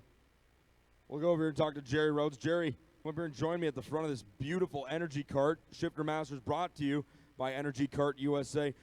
Great run this weekend, RPM race karts out of Houston, Texas. You guys ran pretty well. You didn't exactly get to the checkered flag in this one, but you still ended up third. Tell me about your weekend. It's been a long weekend. We've been struggling with the setup, but we got a little better. I don't know. I mean, I got to give it up to these guys. They're top-notch drivers, so it's hard to keep up with them. So, other than that, I just want to thank my dad for getting me here. All right, Jerry Rhodes coming home in third place. Round of applause for the Shifter Masters podium finisher. We now move over here to the other side. Chris, join me at the front, my friend. Jimmy Johns, we got to make the pun. You were freaky fast all weekend, but not as fast as Ryan Kinnear. The kart looks solid. Tell me about it. The kart's doing great. I started out pretty fast, and we struggled with some setup changes, and finally ended up kind of finding it towards the end. It wasn't quite enough, but we got a little closer. So a little more work to do before we go to Phoenix next weekend, but I think we'll get there. Congratulations. I think that new radiator you were talking about on Facebook did pretty good as well. Yeah, that thing is awesome. I mean, I never saw over like 123 or 124 the whole weekend, so it's great. I've hit things with it, and there's not even a scratch on it, so it's going to last a long time. Congratulations, Chris Jennings coming home in second place. Good job for him. And then Ryan Kinnear, we'll talk to him over here. Our top step of the podium. Ryan, congratulations. Believe me, after last year, I know that you're old enough to run Shifter Masters. I'm never going to make that mistake again. You ran very well. That main event, did you think these guys would have anything for you, or were you feeling pretty confident about it? Chris has been there all weekend, so I thought we were going to have a pretty close race. I think I got pretty fortunate with the shifter seniors kind of getting in between us, but the Intrep has been flying all weekend, so the Sweet Tech engine's fast, and obviously you can't complain about the support I have with Jordy and Rodney all weekend and champion racing. So, you know, this just shows what they give for me to make it up here. Back-to-back wins in the same race for champion racing. You and Berry Hill buying drinks tonight? I saw a daiquiri place on the way out of here. I saw about 100 of them. Yeah, I'll be hitting one up soon. All right, round of applause for our top three in shifter masters, ladies and gentlemen. Jerry Rhodes in third, Chris Jennings second, and Ryan Kinnear, your winner here at the U.S. Open of New Orleans. We will now head to our lunch break, folks, and coming up next, it will be our last two finals of the day, being our Mini-Max category and our Masters Max category. So stick with us, folks. We'll give you a schedule update here in just a moment, but Shifter Senior and Shifter Masters is done.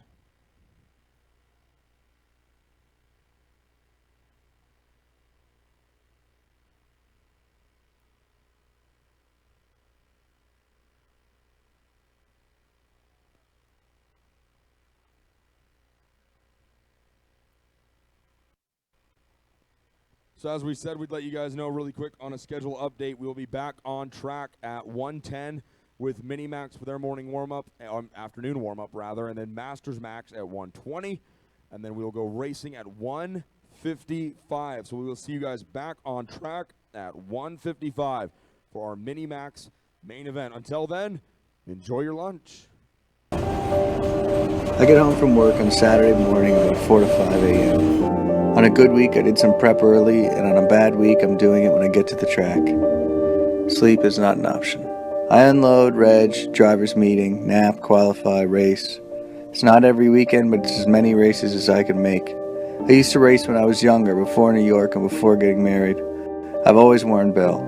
From bicycles to race cars, it's given me the best in safety when I've needed it the most.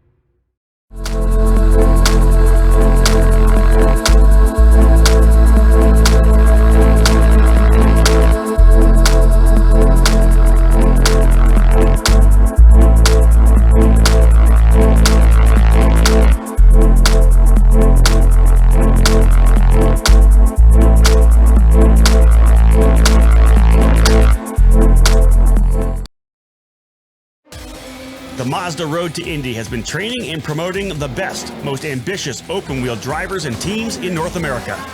Now, Max Speed Group and Anderson Promotions brings to the Rotax karting world a unique opportunity to experience the next level in racing. A lot of these karters have a dream of becoming an IndyCar racer, and that transition going from Rotax to the Mazda Road to Indy is finally there for them to be able to get a feel of that car. The Mazda Road to Indy, where drivers and teams from around the world come to succeed. This is where it all starts. This is where you want to be.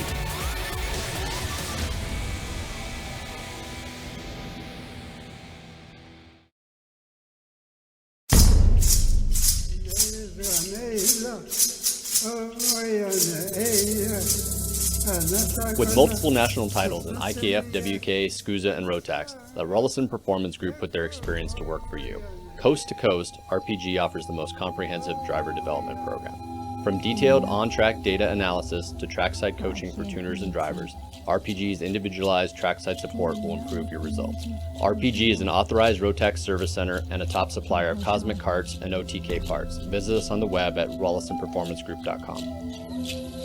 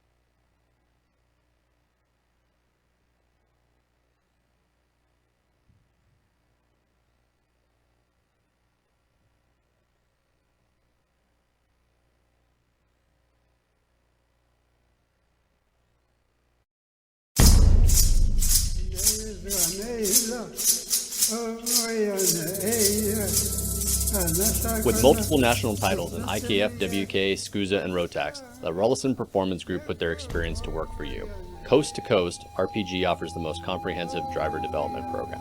From detailed on-track data analysis to trackside coaching for tuners and drivers, RPG's individualized trackside support will improve your results. RPG is an authorized Rotax service center and a top supplier of Cosmic Carts and OTK parts. Visit us on the web at rollisonperformancegroup.com.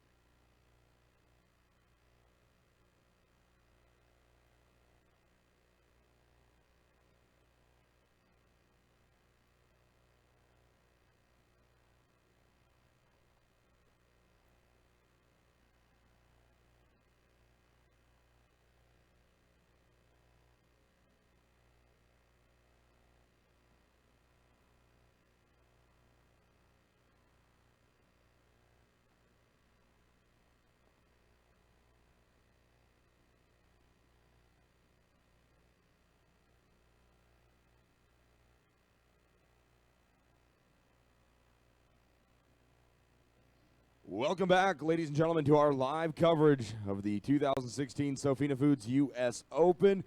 We are here at the NOLA Motorsports Park, and it is time for the last two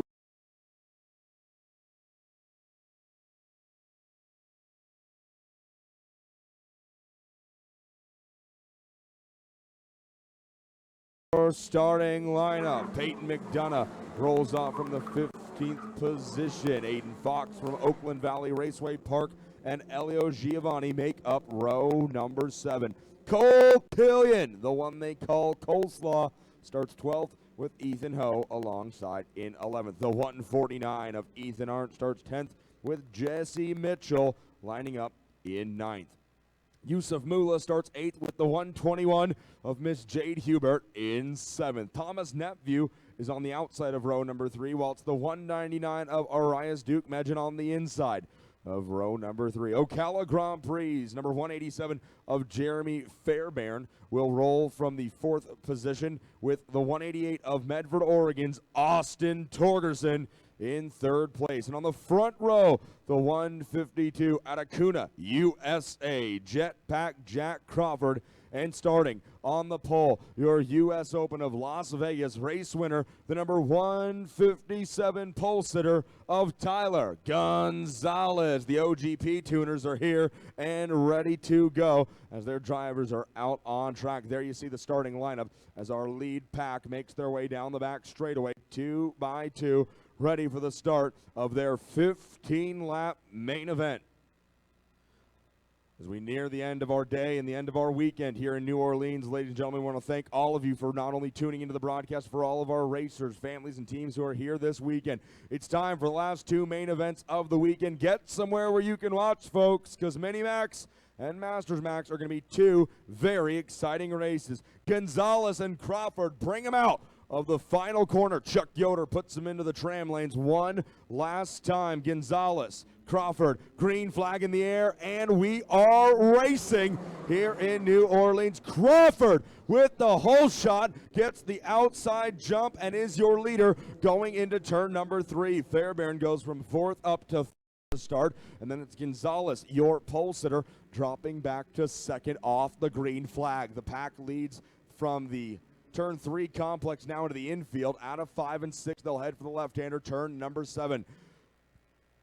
Crawford will set him up for the double right-handers here. Turns 8 and 9, just a little bit over those rumble strips before the second very fast right-hander. They call it the meat grinder here, that double right section, because of the extreme G-forces the driver's ribs feel as they go through that fast right-handed section. Now through the S's, 11, 12, and 13.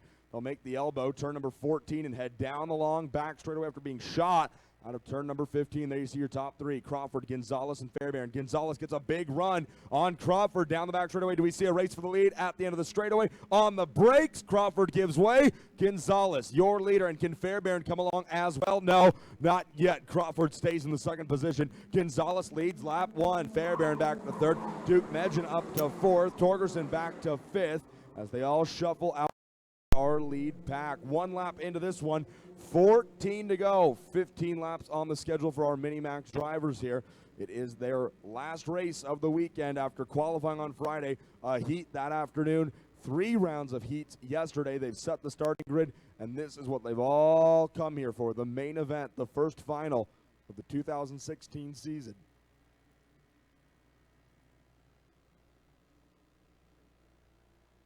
So Tyler Gonzalez shoveled back off the green flag as Crawford got a phenomenal jump off the start. Gonzalez able, though, to get a good run of steam down the back straightaway and pass Crawford heading down into turn number 16. Those S's can be tricky at the end of the back straightaway. We saw quite a few drivers get sideways here this morning. And if you were here yesterday, if you were watching yesterday, you saw Billy Cleveland get about a micro max driver's worth of air through 16. The corner you see him driving through right now. Probably not high enough in the air to fit a Mini-Max driver underneath Billy Cleveland's cart, but if you would have put Diego LaRocque or James Agozi or one of those little guys underneath Billy Cleveland's cart, they probably could have stood up straight with the amount of air that Billy Cleveland got through the turn 16 complex back there. It was crazy. He was able to continue and keep rolling. I'm amazed the chassis didn't split in half. He hit so hard. Duke Medgen now up to the 3rd position as Fairbairn. Back to 4th. Crawford still leading that pack in 2nd, but they're all chasing pole sitter Tyler Gonzalez as they come out of 8 into 9. Very fast section right there. It's all about the amount of speed you can carry from 8 through 9 and then up that short chute into turn 10. Then it's all about the chassis through the S's, 11, 12, and 13. This track does not have one area you need to focus drastically on more than another. The long back straightaway here does lend itself to a big engine, but if you can't get the cart to rotate through the middle, turns about 5 through 12, we'll call it, you're really going to be having a long day here at NOLA Motorsports Park. Another lap in the books here. We're going to see the completion of lap 3 here. Duke Medgen to P2 as he gets around Crawford in turn 16. He'll set his sights on Tyler Gonzalez. Last time by, Duke Medgen a minute 7.9. Your leader Gonzalez a minute 7.9 also. Wow, look at the lap times. A minute 7.9 for 2 for Gonzalez, a minute 7.9 for 3 for Duke Medgen. That means your leader Gonzalez was only 1/1000th of a second quicker than 2nd place driver Arias Duke Medgen. Good news for Duke Medgen fans is they still have over 10 laps of racing to go in this one as the leaders head down the short chute around turn 10 and work their way through the S's. Let's tell you about the rest of the drivers in the field here. Fairbairn runs 4th with Austin Torgerson rounding up the top 5. Yusuf Mula up to 6. Good run for him. Nepaview 7th. Jesse Mitchell 8th. Ethan Arndt 9th. Coleslaw in 10th. Jade Hubert, Giovanni Ho, Fox, and McDonough. Your top 15 here in our Mini-Max category. Jesse Mitchell, one of our local drivers here from Hannahville, Louisiana. Current points leader in this category, Mini-Max at the NOLA Club races. Jesse Mitchell in that number 111. Currently running in the 9th position here in the U.S. Opens final for the Mini-Max drivers. You've also got Cole Killian out there. He's driving the Tony kart out of Mediary, Louisiana. So Killian, another regular here in NOLA in the number 171. Then Peyton McDonough driving for the M2 race team. Tony kart, another Hannahville, Louisianan. So good numbers here for the Louisianans in Mini-Max. 3 drivers representing, and then they also have 3 drivers coming up in Masters Max in the next later on this afternoon. Folks, that's going to be one you have to be on the fence to watch. Masters Max brought to you by GP Falcone will be our final of the day, finally. And right now we have PSL Karting Mini-Max on the track. Duke Medjan goes minute 7.623 to Gonzalez's minute 7.841. So it's a little bit, but a little bit counts out here when seconds and tenths of seconds mean everything.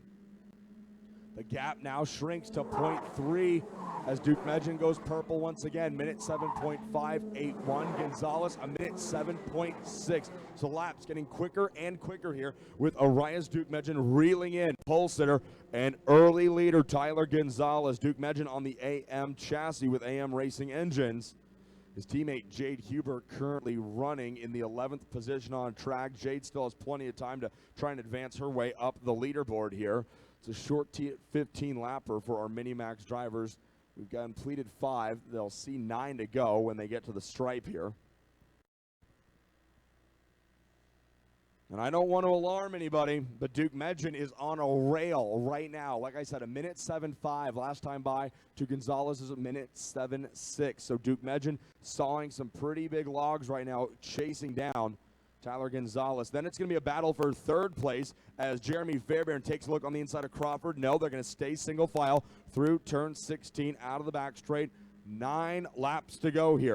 The lap, 0.3 of a second. Now it shrinks to 0.2 of a second as Duke Medjan gets closer, and it's Fairbairn, your quickest driver on the track. Jeremy Fairbairn with a minute 7.4. Duke Medjan was a minute 7.5. Gonzalez another minute 7.6. 0.6 and hundredths of a second mean everything out here in competition like the one we have at the U.S. Open. Fairbairn doing a good job just trying to find his way around Jack Crawford, and then Fairbairn can get up there and give some support to his OGP teammate Tyler Gonzalez. But it's Duke Medjan running free right now as the lead shrinks another 1/10 of a second from Gonzalez back to Duke Medjan. Crawford, Fairbairn, Torgerson, your top 5. Then it's Mula, Nepview, Arndt, Mitchell, and Killian, the top 10. Jade Hubert just on the outside looking in 11th. Then it's Fox, Ho, Giovanni, and Peyton McDonough completing the running order. Now Duke Medjan trying to get as low in that cart as he can, get out of the wind, and chase down Tyler Gonzalez. Gonzalez not a big fan of the whole ducking thing. We haven't seen him do it much. There he goes, up on the wheel, puts his head down. Now, and it works. He goes purple, minute 7.46 or 7.488 for Gonzalez, minute 7.49 for Medjan. So even when Gonzalez goes faster than Duke Medjan is still able to turn up the heat and reel in leader Tyler Gonzalez. 0.2 of a second, the gap from P1 to P2. Folks, we'll have 7 to go when they get to the line. Masters Max driver should be down on the grid. David Pergande is already there. If the rest of the Masters want a chance at him, they're going to need to get down to the grid early here. Leaders making their way out of the S's over turns 14. Now they'll make the 90-degree 15. And look how close Duke Medjan is right there on your monitor. Both of our leaders up on the Gonzalez looks over his right shoulder, sees a ton of that AM Racing orange and Duke Medjan's bright green helmet. Duke Medjan has now caught him, folks. Catching them is one thing, though. Passing them is another. The gap at the line, 1/10 of a second. Duke Medjan goes purple. A minute 7.488 for Duke Medjan. A minute 7.488. No, they both have the best lap time at a minute 7.48. Duke Medjan just laid that lap down. Gonzalez posted a minute 7.582. So both of these drivers are racing for the lead, and they just happen to be tied for the fastest lap on the track right now as they run, each running a minute 7.488. They are identical to the thousandth of a second. Duke Medjin right in Gonzalez's tire tracks as they run down the short chute into 10. Gonzalez knows Duke Medjin is right there, about 1 cart length back. He will run. Crawford still in third. Fairbairn trying to find his way around. Torgerson completes your top 5 out of 15 down the long back straightaway. Up on the steering wheel, Duke Medjin sitting back, not going as far towards the steering wheel as Gonzalez is. They're all over each other. Duke Medjin seems to have a little bit better top end right now, it looks like, than Gonzalez, because Duke Medjin's able to close right up on Tyler at the end of the back straightaway. Duke Medjin goes purple once again, a minute 7.370. Duke Medjin is dealing out here right now as he is trying to run down Tyler Gonzalez. They will see 10 completed next time at the line, meaning only 5 laps remaining. Gonzalez trying to stay on top and go back-to-back in U.S. Open victories. Remember, he scored the win in Las Vegas only a few months ago when we wrapped up the 2015 season out at the Rio. Now he's trying to score the first win of the 2016 season. He's sitting in a good spot now, but he's got Duke Medjin right behind him. We saw these kids battle it out a ton at the Florida Winter Tour already this year between January, February, and March as we crisscrossed the state of Florida. Well, now we're in Louisiana. Now it's the U.S. Open. Now it's a national championship up for grabs. You can't win it at the first race, but you sure can lose it. That's what both these drivers are just not wanting to have happen. They want to get out of here with a lot of points. Of course, if you can leave with the most points, that's a little bit better. But Gonzalez right now showing the way. The lead right at about 1/10, nearly 2/10 of a second. Gonzalez lays down his best lap of the race that last time by a minute 7.392 as we see 5 laps to go. There's the battle for third. Crawford in the 152 Kuna USA and Jeremy Fairbairn in the Ocala Grand Prix entry right behind in fourth. So as they run right now, the podium would be Crawford in third, Duke Medjin in second, and then your winner would ultimately be Tyler Gonzalez. But folks, there is still a lot of racing left to go. Jeremy Fairbairn is hoping to get around Crawford to stand on the podium, and Duke Medjin is hoping to get around Gonzalez to be the last name called onto the top of our podium this afternoon. We are doing live podium, so immediately following this, we'll run downstairs and talk to the 3 drivers who occupy those top spots. Fairbairn is itching right now. He wants to be on that podium. He needs to be on that podium. He is running Crawford down. The gap between Crawford and Fairbairn,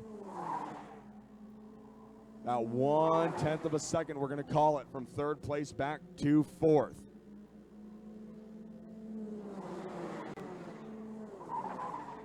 Meanwhile, up front, Tyler Gonzalez finally gets up on the wheel and lays down a purple lap. First one I think he's laid down all day. Not positive, but right now he is the quickest driver on track. A minute 7.315 for the young Ocala Grand Prix driver. A minute 7.325. This is insane how close the laps are in and out of every circuit. Gonzalez and Duke Medjin are running nearly identical laps. Again, a minute 7.31 for Gonzalez, a minute 7.32 for Duke Medjin. The advantage goes to Gonzalez by only 1/100th of a second, and right now it's enough to keep ahead of the rest of the pack here. They'll come down out of the back straightaway through 16 and 17 to see 3 laps remaining. Masters Max drivers should be on the grid. Their final is ready to roll out immediately following our Mini-Max race. At the line, the lead now back to 2/10 of a second. Gonzalez is doing exactly what he has to do, and that is remaining calm, cool, and collected, and just hit his marks, lay down solid laps. There's the battle for third place, Crawford and Fairbairn. Fairbairn trying like mad to get around Jetpack Jack Crawford for that third position. He wants some hardware to head home with back to Florida. But standing between him is Houston Texan driver Jetpack Jack Crawford. The new U.S. Open trophy is very beautiful. We've already handed out quite a few of them in our morning program. We're ready to hand out the last 2 sets of top 3 trophies here to Mini-Max now. And up next, and our last race of the day, it will be the Masters Max category. This race will be very exciting. We hope all of you are somewhere on the fence or up on top of a truck or trailer to watch it. But before we get to that one, we have to finish this one. Not a lot left, though. They're going to come out of the final corner. Gonzalez, Duke Medjin is as close as he's been all day. They're going to get out of that last corner to see the sticks. 13 down here in NOLA. 2 to go. 1/10 of a second and shrinking. Duke Medjin up on the wheel. Fairbairn scraping the numbers off of Crawford's rear bumper. And then Nepeview has gotten around Torgerson, it looks like, for 5th position. So move Thomas Nepeview up to P5. 6 is Torgerson, Moolah 7th, Arndt 8th, Hubert and Mitchell are top 10. Gonzalez with about a kart length advantage over 2nd place driver Arias Duke Medjin. They roll out of 8 over the rumble strips into 9. Lap and a half to go here, folks. The question is, does Gonzalez crack under pressure, or does he as steady as he has been all weekend? It wouldn't be smart to bet against Gonzalez, but Duke Medjin has been just too fast to deny right now. Consistently, he's been the quicker driver on the track, but Gonzalez on his horse about 2 laps ago and spacing the lead out to 2/10, but Duke Medjin is there. Down the back straightaway into the chicane, turn number 16. They'll make the right-hander 17. There's Crawford and Fairbairn. White flag in the air, folks, here. 1 lap remaining. The lead, 1/10 of a second still. This is now Tyler Gonzalez's race. What does he do with it? Be able to pull away from Duke Medjin, or will Arias find that last little bit of speed in this final circuit around the track? Behind them, Jade Hubert involved in a good race. It looks like there with Jesse Mitchell and Ethan Arndt as they start their final trip around the track here in New Orleans. Gonzalez looks solid as they head into the infield. He's starting to gap on Duke Medjin just a little bit, but a lot can happen here in these last 7 corners as they head to turn number 10. Now they'll aim for the S's. 11, 12, and 13. Gonzalez has, let's call it, a half of a kart length lead over Duke Medjin. They make their way out of the S's, folks. This is it, the final quarter of the lap. Out of 15, down the back straightaway. Duke Medjin is going to have to make a here. If he's got anything, he's got to show it now. Down the back straightaway, Duke Medjin about a half a kart length back. Hard on the brakes into 16. Duke Medjin looking to the inside for 17. Gonzalez is going to defend. It's going to be a drag race to the line, but it's going to go to Gonzalez. Austin Miles, how about it? Boy, Mario Alfredo and Tyler Gonzalez's tuners, Mario and Austin, are pretty happy about that one. What a race in Minimax. That was fantastic. The OGP squad brings home another victory here in New Orleans. I spy Walker and Jackie Hess watching the racing from the Rollison Performance Group tent as we head downstairs to talk to our winner, Tyler Gonzalez, 2nd place Duke Medjin, and Jetpack Jack Crawford in 3rd.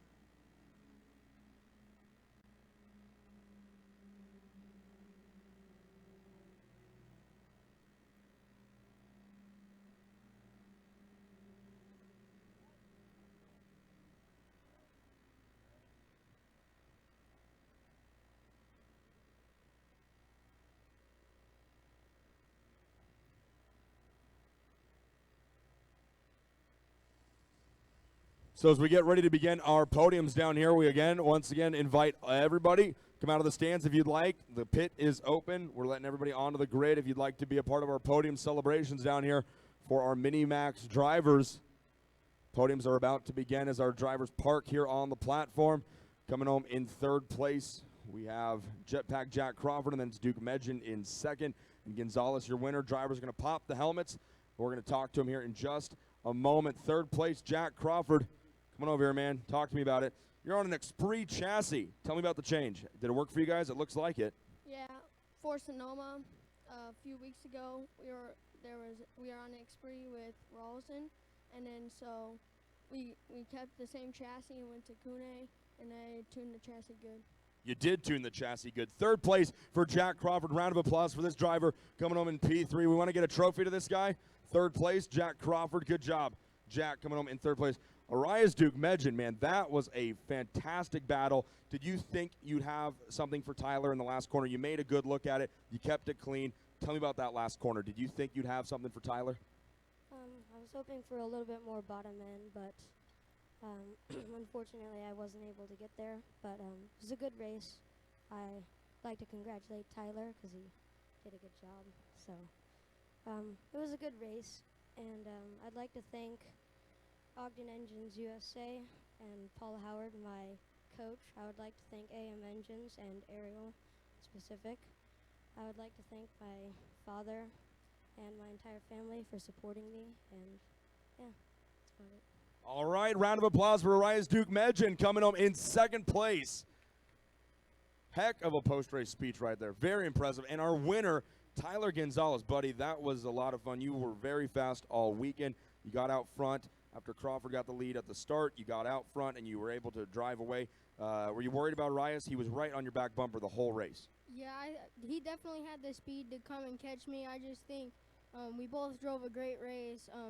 At the end, I was really nervous that he was coming, but it just turned out that I won instead of him. So I would just like to congratulate him and Jack and all of my fellow competitors for coming here and giving me such great competition to race with. And I just like to thank my mom, my dad, all of OGP. Big thanks to Mario, Mike Speed, Alex Speed, and just everyone under the OGP tent. What about Austin Miles? Yeah, he helped me a little bit. He gave me a lot of confidence, but You know what? It doesn't get much better than that. Round of applause for our winner, Tyler Gonzalez. Talk about some post-race interviews, man. These guys know what they're doing. So, again, Crawford comes home third, Duke Medjin second, and Gonzalez, your winner. Mini-Max is done here in New Orleans. We've got one more race to go, folks, and it is going to be our Masters Max getting ready to head out on track next.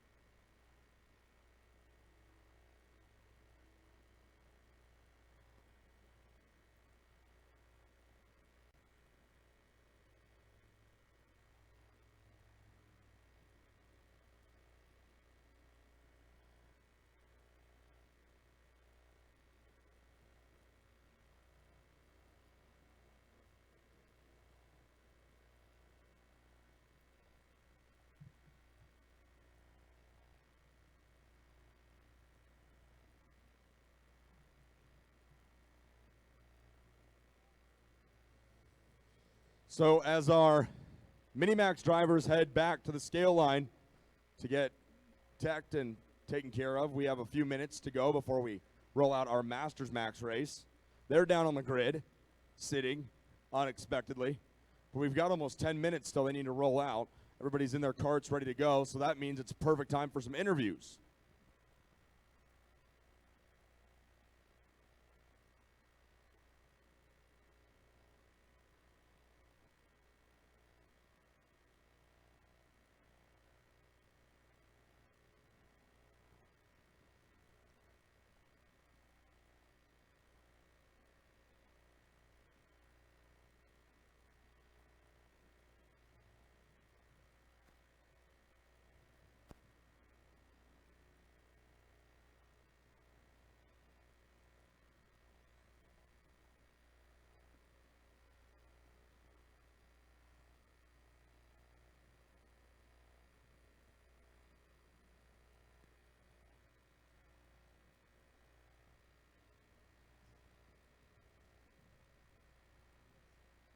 So as we're getting set up down here for our Masters Max race, drivers are in their seats and ready to go almost 8 minutes early, which is nice.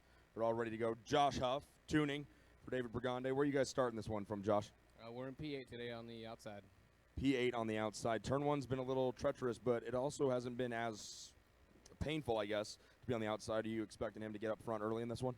Turn one's not the problem here, Tony. What is the problem here? The entire field. Okay, all right. Masters Max being put on blast here by Josh Huff. David Brigande coming from the 8th position. I think we're on camera now. I'm not sure. And if we are on camera, that's a really good thing because we're going to talk to Bonner Moulton now as he stands by his driver, Billy Cleveland. Bonner, how are you? I'm good, Tony. How are you? Well, now that I'm talking to you, I'm great. Tell us about who and what you're wearing today. So why don't you turn towards the camera? I'm wearing some race day socks I bought at a gas station. At a gas station? Yeah, $5.99.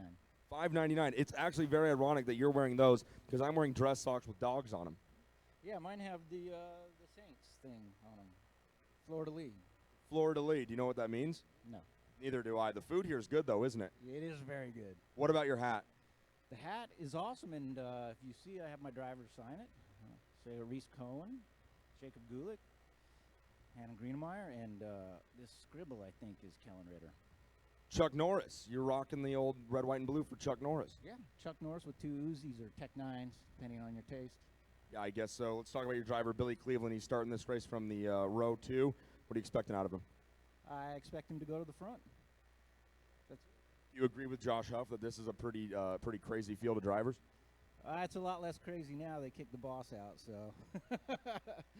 Well, that's a really good point. You're the one who brought it up, so let's talk about it. One of the big names from the race yesterday, Mike Rollison, not in the field. We don't need to go into detail as to why, but what impact do you think that will have on the podium race? There'll be one more spot. Very deep. There's a spot available that wouldn't have been available before. Bonner Moulton, you should be an announcer. Thanks. So now we're going to head to Derek Wang and Stepanova Nikhil. Folks, he took OTK pants and he made them shorts. Although, are those what you're wearing today? No, these are just normal shorts. Do you feel okay in them? Yeah, not as good though. You have to be maybe the least awkward interview I do all year. Well, thanks to you. Yeah. What are you expecting out of Derek here? Do you guys think you can bring home the win? We'll try. He's going to give it his best shot. Derek Wang, last time I interviewed you, you made some people ooh and ah. Are you ready for this one? Well, last night I was fantastic. The whole team had a great time at the Crawford Sprawl, and we had a fantastic time. I hope to do it again.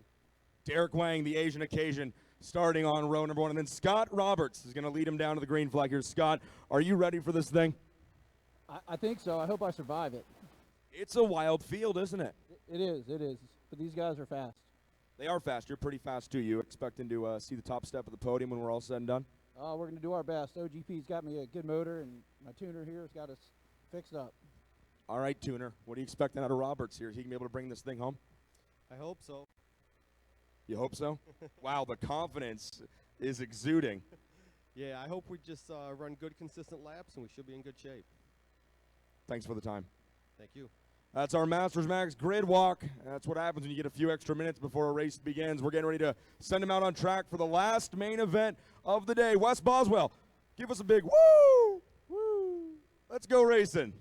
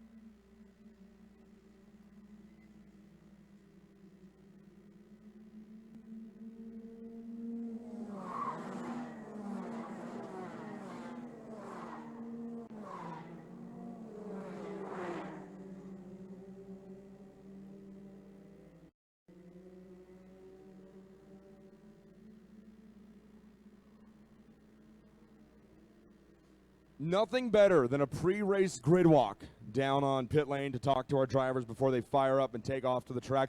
And when you get to talk to the tuners, the real personalities of the sport, that in itself is such a treat. We got that with Josh Huff and Stepanova Nikhil and Bonner Moulton and a few others down there. So we had a great time with that. And how about it? We're going to kick off our last race of the day. It's our final of the weekend here at the U.S. Open of New Orleans. Let's introduce you to the drivers that will start the race in Masters Max. Brandon Abbott and James Crease will roll off 12th and 11th in row number 6. Then it's Curtis Terry in the 669 in the 10th position. David Pergonde rolls off 9th with John Robichaux in 8th.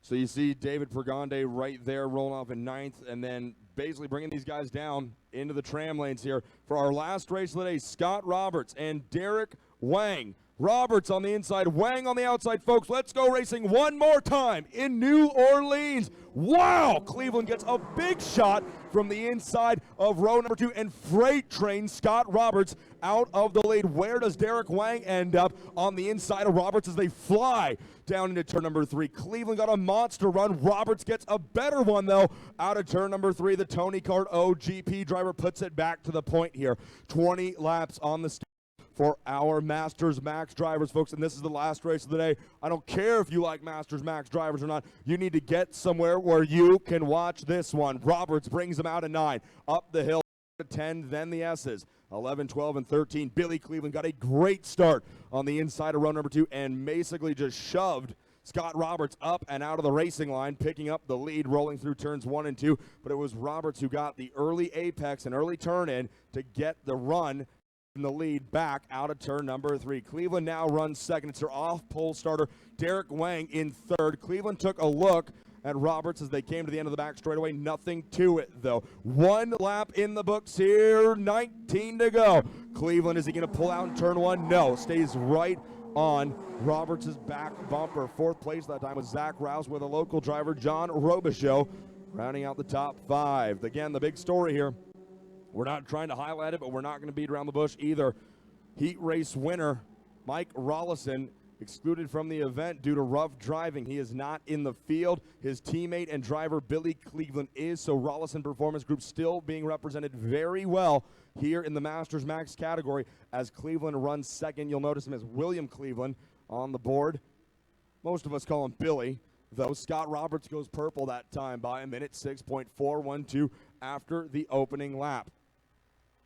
You see Derek Wang right there in third aboard the Fernando Alonso kart. Stepanova Nikhil doing the dialing on that machine here this season. He did the dialing on that machine last season, and it took Derek to a U.S. Open championship as Billy Cleveland takes over the lead. Whoa! Roberts got some air right there. Hang 10, brother, as he took a page out of Billy Cleveland's book from yesterday, and now Derek Wang points to Cleveland as he gets around Scott Roberts. The idea has got to be to team up and work together. Wang taps the back of his helmet and points forward and says, come on, Goose, let's ride. They're going to catch up to Billy Cleveland here. Derek Wang has the speed, I want to believe, to run down Billy Cleveland on his own, but why do it by yourself when you can have friends? Billy Cleveland now has Derek Wang and Scott Roberts right behind him. Rouse in 4th, and that should be Robichaux in 5th. Robichaux and Pergonde run P5 and P6 right now. They were involved in an incident at the start of yesterday's final heat race that sent both drivers off hard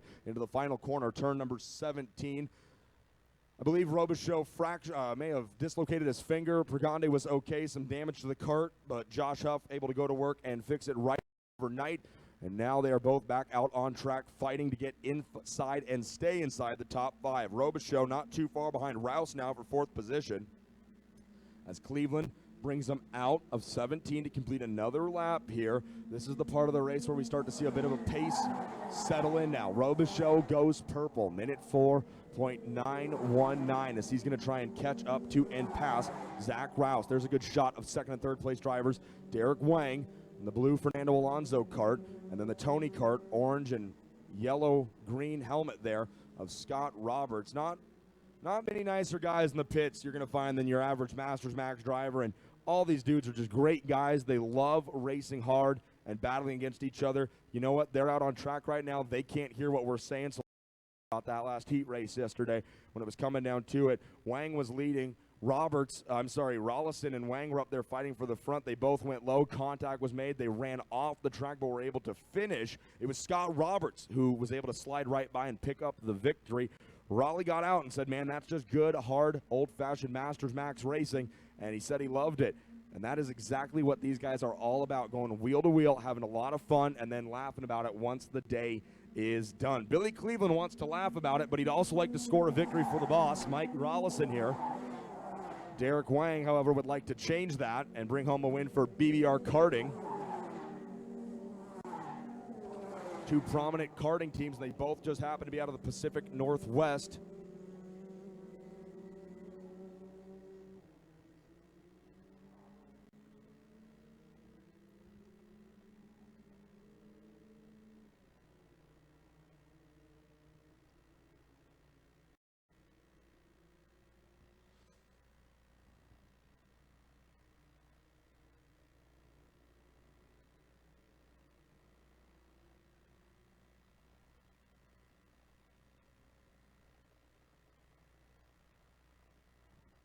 Yeah, you've got two of the top karting teams in the country right now, and they both happen to come out of the Pacific Northwest. Wang with a big shot on Cleveland as they head into the chicane, turn number 16.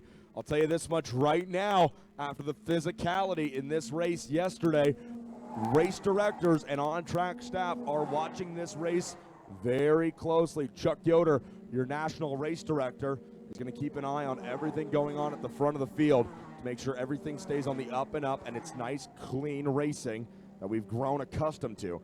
But again, the BBR karting operation out of Canada and Rollison Performance Group out of Canby, Oregon, both out of the Pacific Northwest, and they are two of the strongest karting teams in the United States right now, as well as all of North America, and they just happen to be from the same area. They've got two of the top drivers in Masters Max.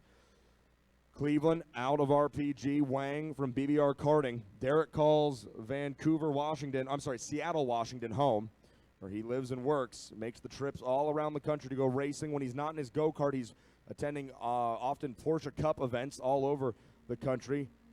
But I'll tell you this right now, he likes the bang for the buck out of karting, and talk about bang for the buck as he takes over the lead and brings Scott Roberts with him. It's a two-position swing. Cleveland now back to the third position. It's Langley, British Columbia, that BBR calls home. They won't be heading there after this weekend. They're heading to Phoenix, Arizona for the next race, but when they are finally done with their road trip, they'll head back to British Columbia, where the truck is parked. Greg Moore Raceway, their home track.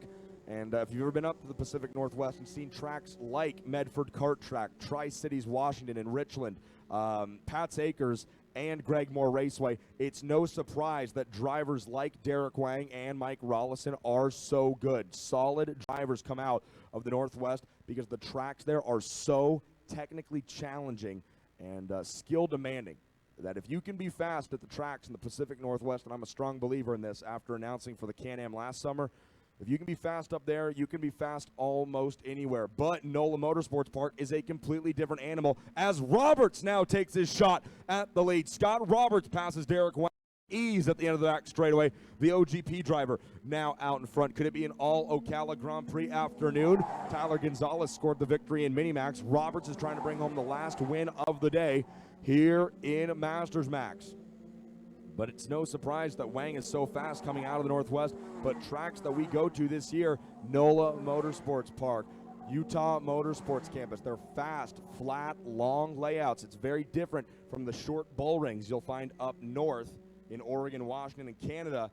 So it's still very impressive to me that the drivers from that area are able to maintain speed here at these long, super speedway type tracks like NOLA Motorsports Park and Utah Motorsports Campus. The U.S. Open, full of great races this season. Don't forget the U.S. Grand Nationals will be at Sonoma, California Sim Raceway Performance Karting Center there at the old Sears Point racetrack. That is going to be such a fun weekend. If you're a road tax racer in the United States, you've got to be in Sonoma, California. Now Cleveland with a big run on Derek Wang down the back straightaway. Cleveland into P2. This is a pretty good rhythm we got going here. I can talk for a lap. Then when they get to the back straightaway, there's usually a pass for position, and then you talk for another lap. This is a pretty nice deal these Masters Max drivers have got going right now. Roberts leads them out of 1 over the kink into. They'll set up for the early apex turn number 3.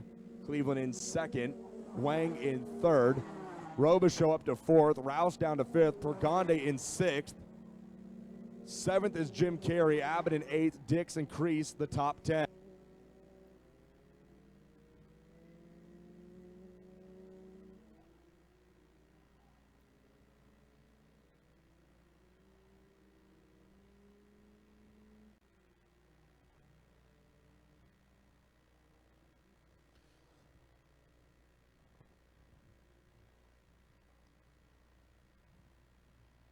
Thanks to NOLA Motorsports Park, man of the people, Damon Cucci. I've been given a lot of information today about our drivers as there goes another pass for the lead. Cleveland, it is just a drafting battle at this point. Who can get the best run down that back straightaway? And that tells you right now, folks, with 11 laps to go, that just may be what sets up the trend for the last lap of this race. Whoever is in second down the back straightaway, they just may end up being the race winner if they can pull off another last corner pass like we've seen the last 4 rotations in a row. But as I was saying, Damon Cuccia, man of the people here at NOLA Motorsports Park, has been kind enough to give me a lot of information on the local drivers here throughout the weekend. I haven't hit all of them, and I do apologize, but we do have 3 locals here in our last race of the day. Zach Rouse currently running in that 6th position after getting passed by Dave Grande. Rouse driving on the Tony kart out of Hanahan, Louisiana, dubbed the racing physicist. I don't know what that means. And he's a former Masters champion here at NOLA. John Robichaux is up north of the front as well. He's on the Esprit chassis out of Gulfport. NOLA is his home track. And then James Dix is on the Burrell ART. He calls Lake Charles, Louisiana home, and he's the 2000 Masters champion here at New Orleans. So it looks like Scott Roberts was trying to do a little bit of communication with Derek Wang to try and catch up to Billy Cleveland here. It's our first lap in about 4 that we haven't seen a position change at the end of the back straightaway. And what does that mean? It means that Billy Cleveland is starting to check out on Scott Roberts and Derek Wang. The lead last time by a whopping 0.6 of a second. That's the biggest lead we have seen all race here at NOLA so far in our Masters Max race. They've just passed the halfway point. 10 down, 10 to go here in Masters Max. Wang and Roberts are going to have to hook up and chase down Billy Cleveland if they want a shot at the win. 9 laps of racing is still a long way to go here in our final of the day.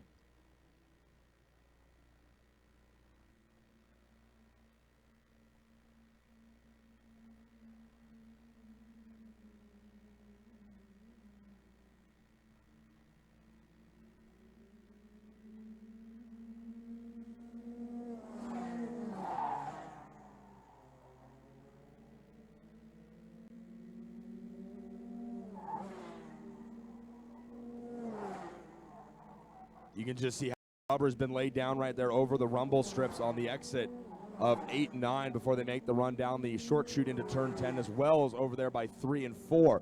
Drivers run wide there. David Pergonde making the exit, and just a ton of the Black Mojo rubber has been laid down over there.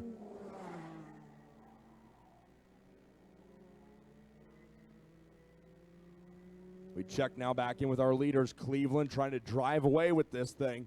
0.7 of a lead last time by. Roberts trying to catch up, and he's spaced himself out from Derek Wang.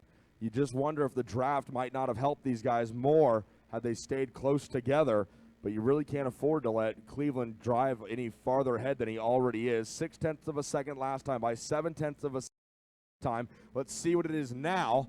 The lead grows to 0.9 of a second. Billy Cleveland trying to bring a victory home here for Rollison Performance Group and the team from Canby, Oregon. It's looking pretty solid right now as they only have 7 to go when they get back to the line. Derek Wang runs 3rd on the podium if it were to end right now. John Robichaux 4th, and then Pergonde up to 5th. Zach Rouse is 6th, Jim Carey 7th, James Dix 8th, Avondale 9th, and Crease 10th with Curtis Terry rounding out your field in the 11th position. Drivers just making their way towards the end of this race before things get too hectic. here in Masters Max.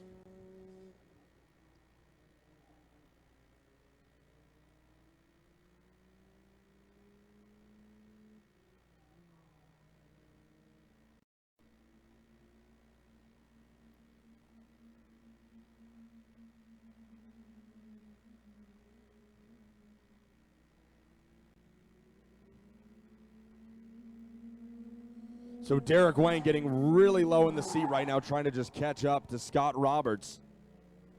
The lead grows again. Wow, 1.3 seconds as Cleveland busts out a minute 4.479. Billy Cleveland with the bit between his teeth. He is not looking back at all, literally and figuratively. He's doing a phenomenal job at just running his race, getting out front, doing his thing, hitting his marks, and driving away here. The lead growing tenths of a second at a time.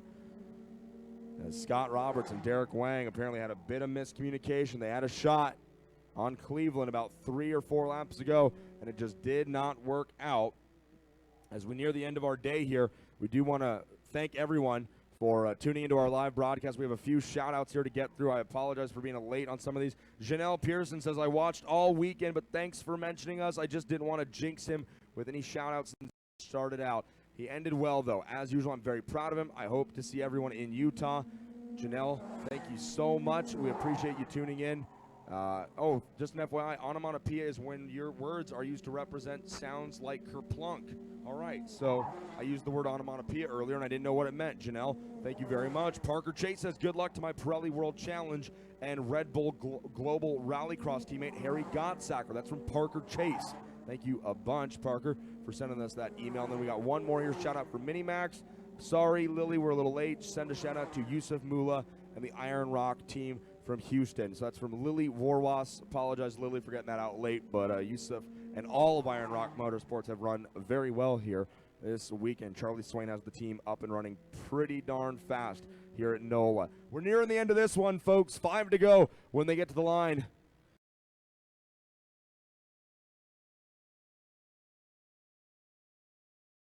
Down, flying lap after flying lap. The lead last time by 1.3 seconds. Let's see what it is here.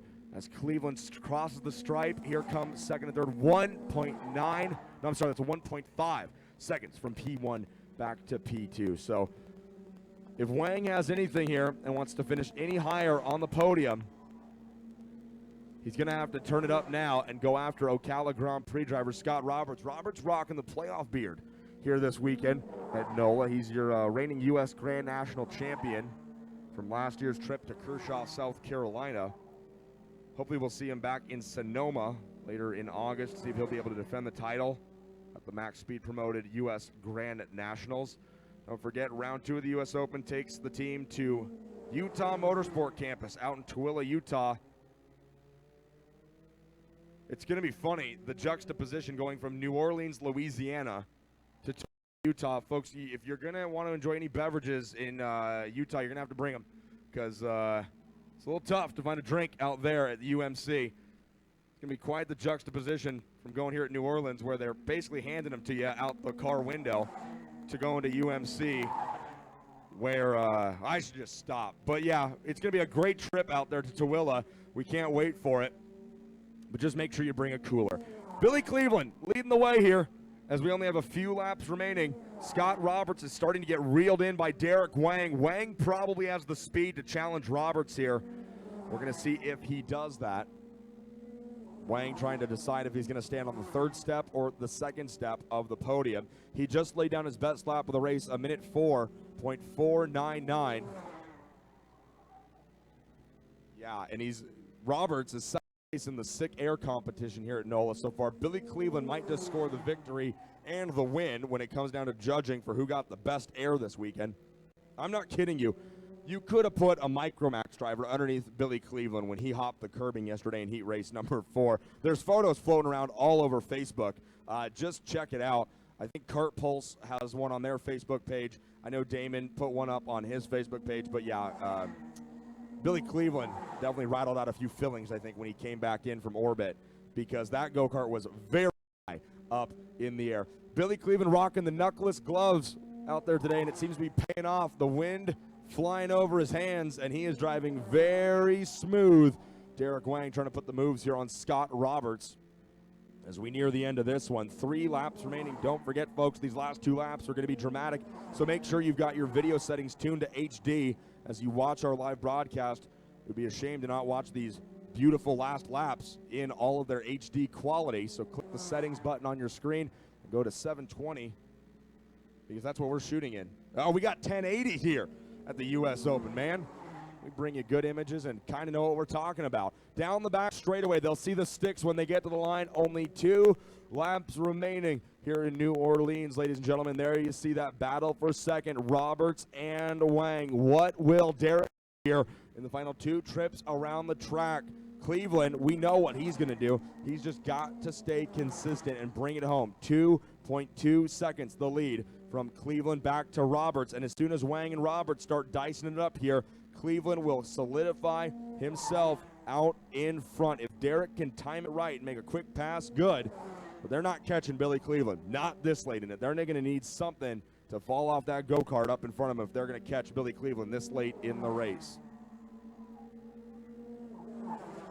They make their way through 8 and 9 before hitting the right-hander, turn number 10, a very early apex corner that changes directions completely on you.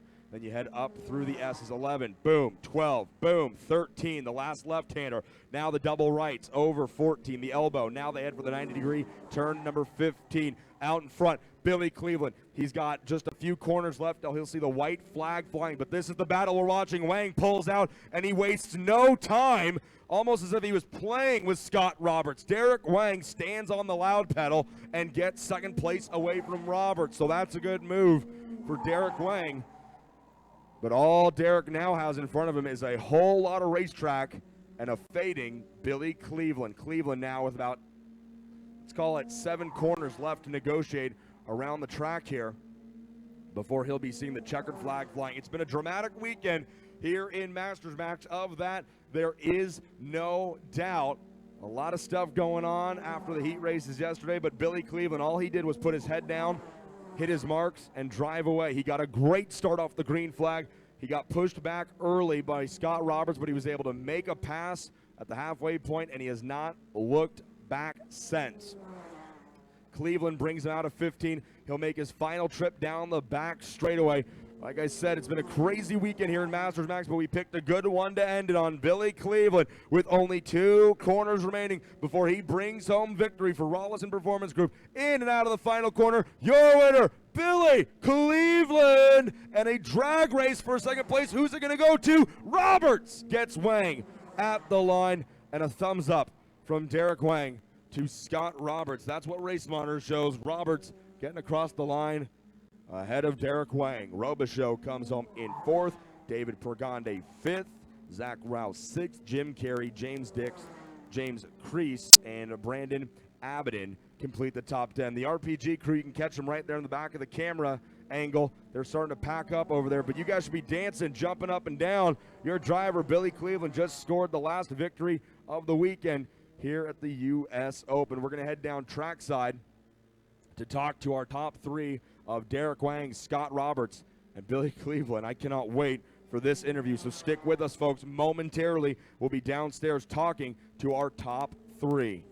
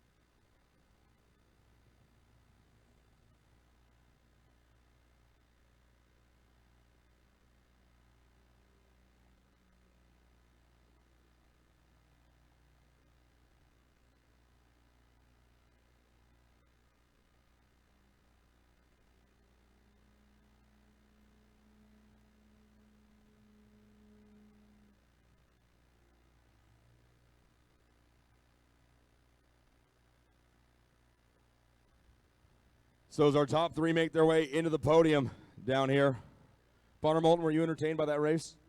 Yeah, it was perfect. For you guys, but it was a pretty good race overall.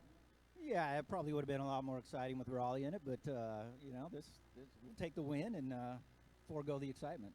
Let's go talk to our top three here in Masters. Derek Wang, the number 688, was all over the top three here throughout the weekend, from qualifying through the heat races now to the final. Derek, you had a great battle there at the very end with Scott Roberts, but talk about your strategy going into the race. What did you guys want to do, and how did you end up? We wanted to win the race, and we ended up third. Very good recap of the action there. Talk about that last lap battle with Scott Roberts. Yeah, I was lacking a little bit of speeds, but I caught up to Scott kind of towards the end there, and I passed him on the straight, but I knew he was going to be coming, and then he just passed me at the very end there. Really good pass, and he made it stick. It was really good passing. Derek Wang coming home in third place for BBR karting this afternoon in Masters Max. Good run there. Scott Roberts, it's a little windy. The backdrop's getting blown over, but it's okay. Thank you. Let's not talk about the glasses. Second place, really good run with Derek. Billy got the jump on you guys at the start. Did you think that you'd have something for him here at the very end? Oh, for sure. I thought I could catch him, but Billy's been driving good all week, and he's fast. Same with Derek. They're both clean, good drivers, so I didn't expect anything less. Really good run. Anybody you want to thank for getting you to the second step of the podium today? Yeah, I think my mechanic Richie and the whole OGB squad. Appreciate it, guys. All right, Scott Roberts, the playoff beard looks great. Round of applause for Scott Roberts coming home in second place this weekend. Good run for the Ocala Grand Prix driver. And then Billy Cleveland, if you could for a moment. Billy, great run. Pretty dramatic Masters Max racing this weekend, but you come out on top. You survived. Tell me, how'd you do it? Well, I have a great team behind me. They really pushed me and didn't let me let up, and I can't thank RPG enough for what they've done for me. We're going to see you in Utah at the second round of the U.S. Open. Yes, sir.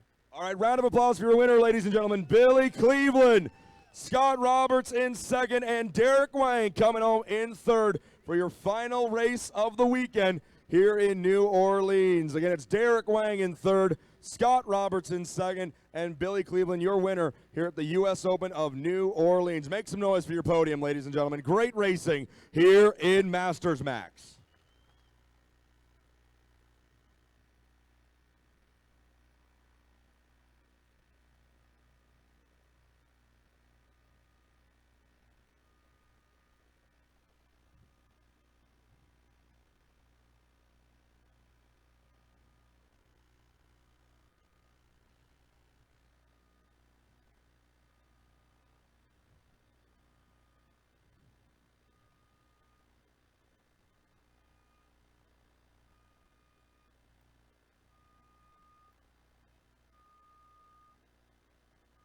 So as we end up with a live look there at our podium, Derek Wang, Scott Roberts, and Billy Cleveland, and we pan off to see those beautiful fixie wheels and our crowd leaving the track here at NOLA Motorsports Park. We just want to take a few moments, folks. For everybody at Max Speed, I would like to first of all say a big thank you to all of you, the racers, the teams, and the families, for coming out here this weekend at NOLA Motorsports Park. We hope you've all had as much fun as we have had watching the racing.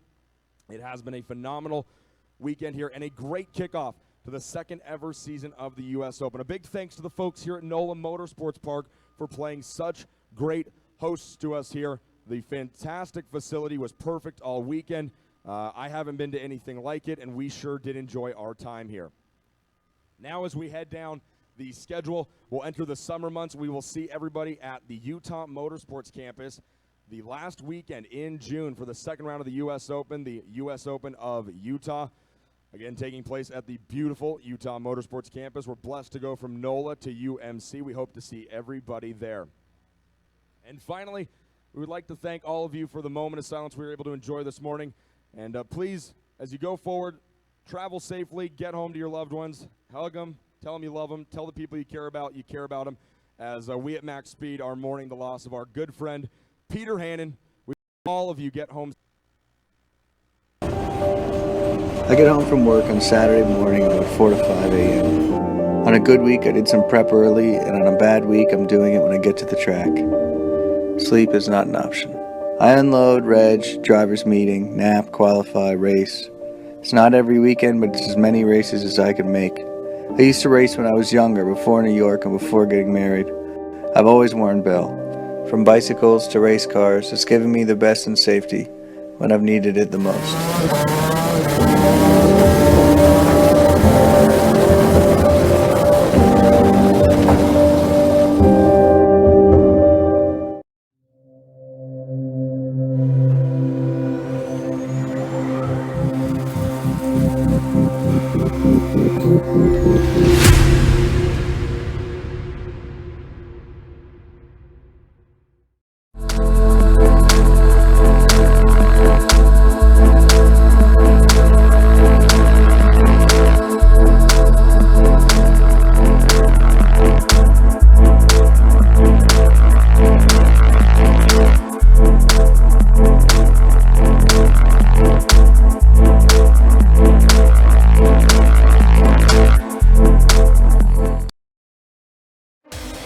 The Mazda Road to Indy has been training and promoting the best, most ambitious open-wheel drivers and teams in North America. Now, Max Speed Group and Anderson Promotions brings to the Rotax karting world a unique opportunity to experience the next level in racing. A lot of these karters have a dream of becoming an IndyCar racer, and that transition going from Rotax to the Mazda Road to Indy is finally there for them to be able to get a feel of that car. The Mazda Road to Indy, where drivers and teams from around the world come to succeed. This is where it all starts. This is where you want to be.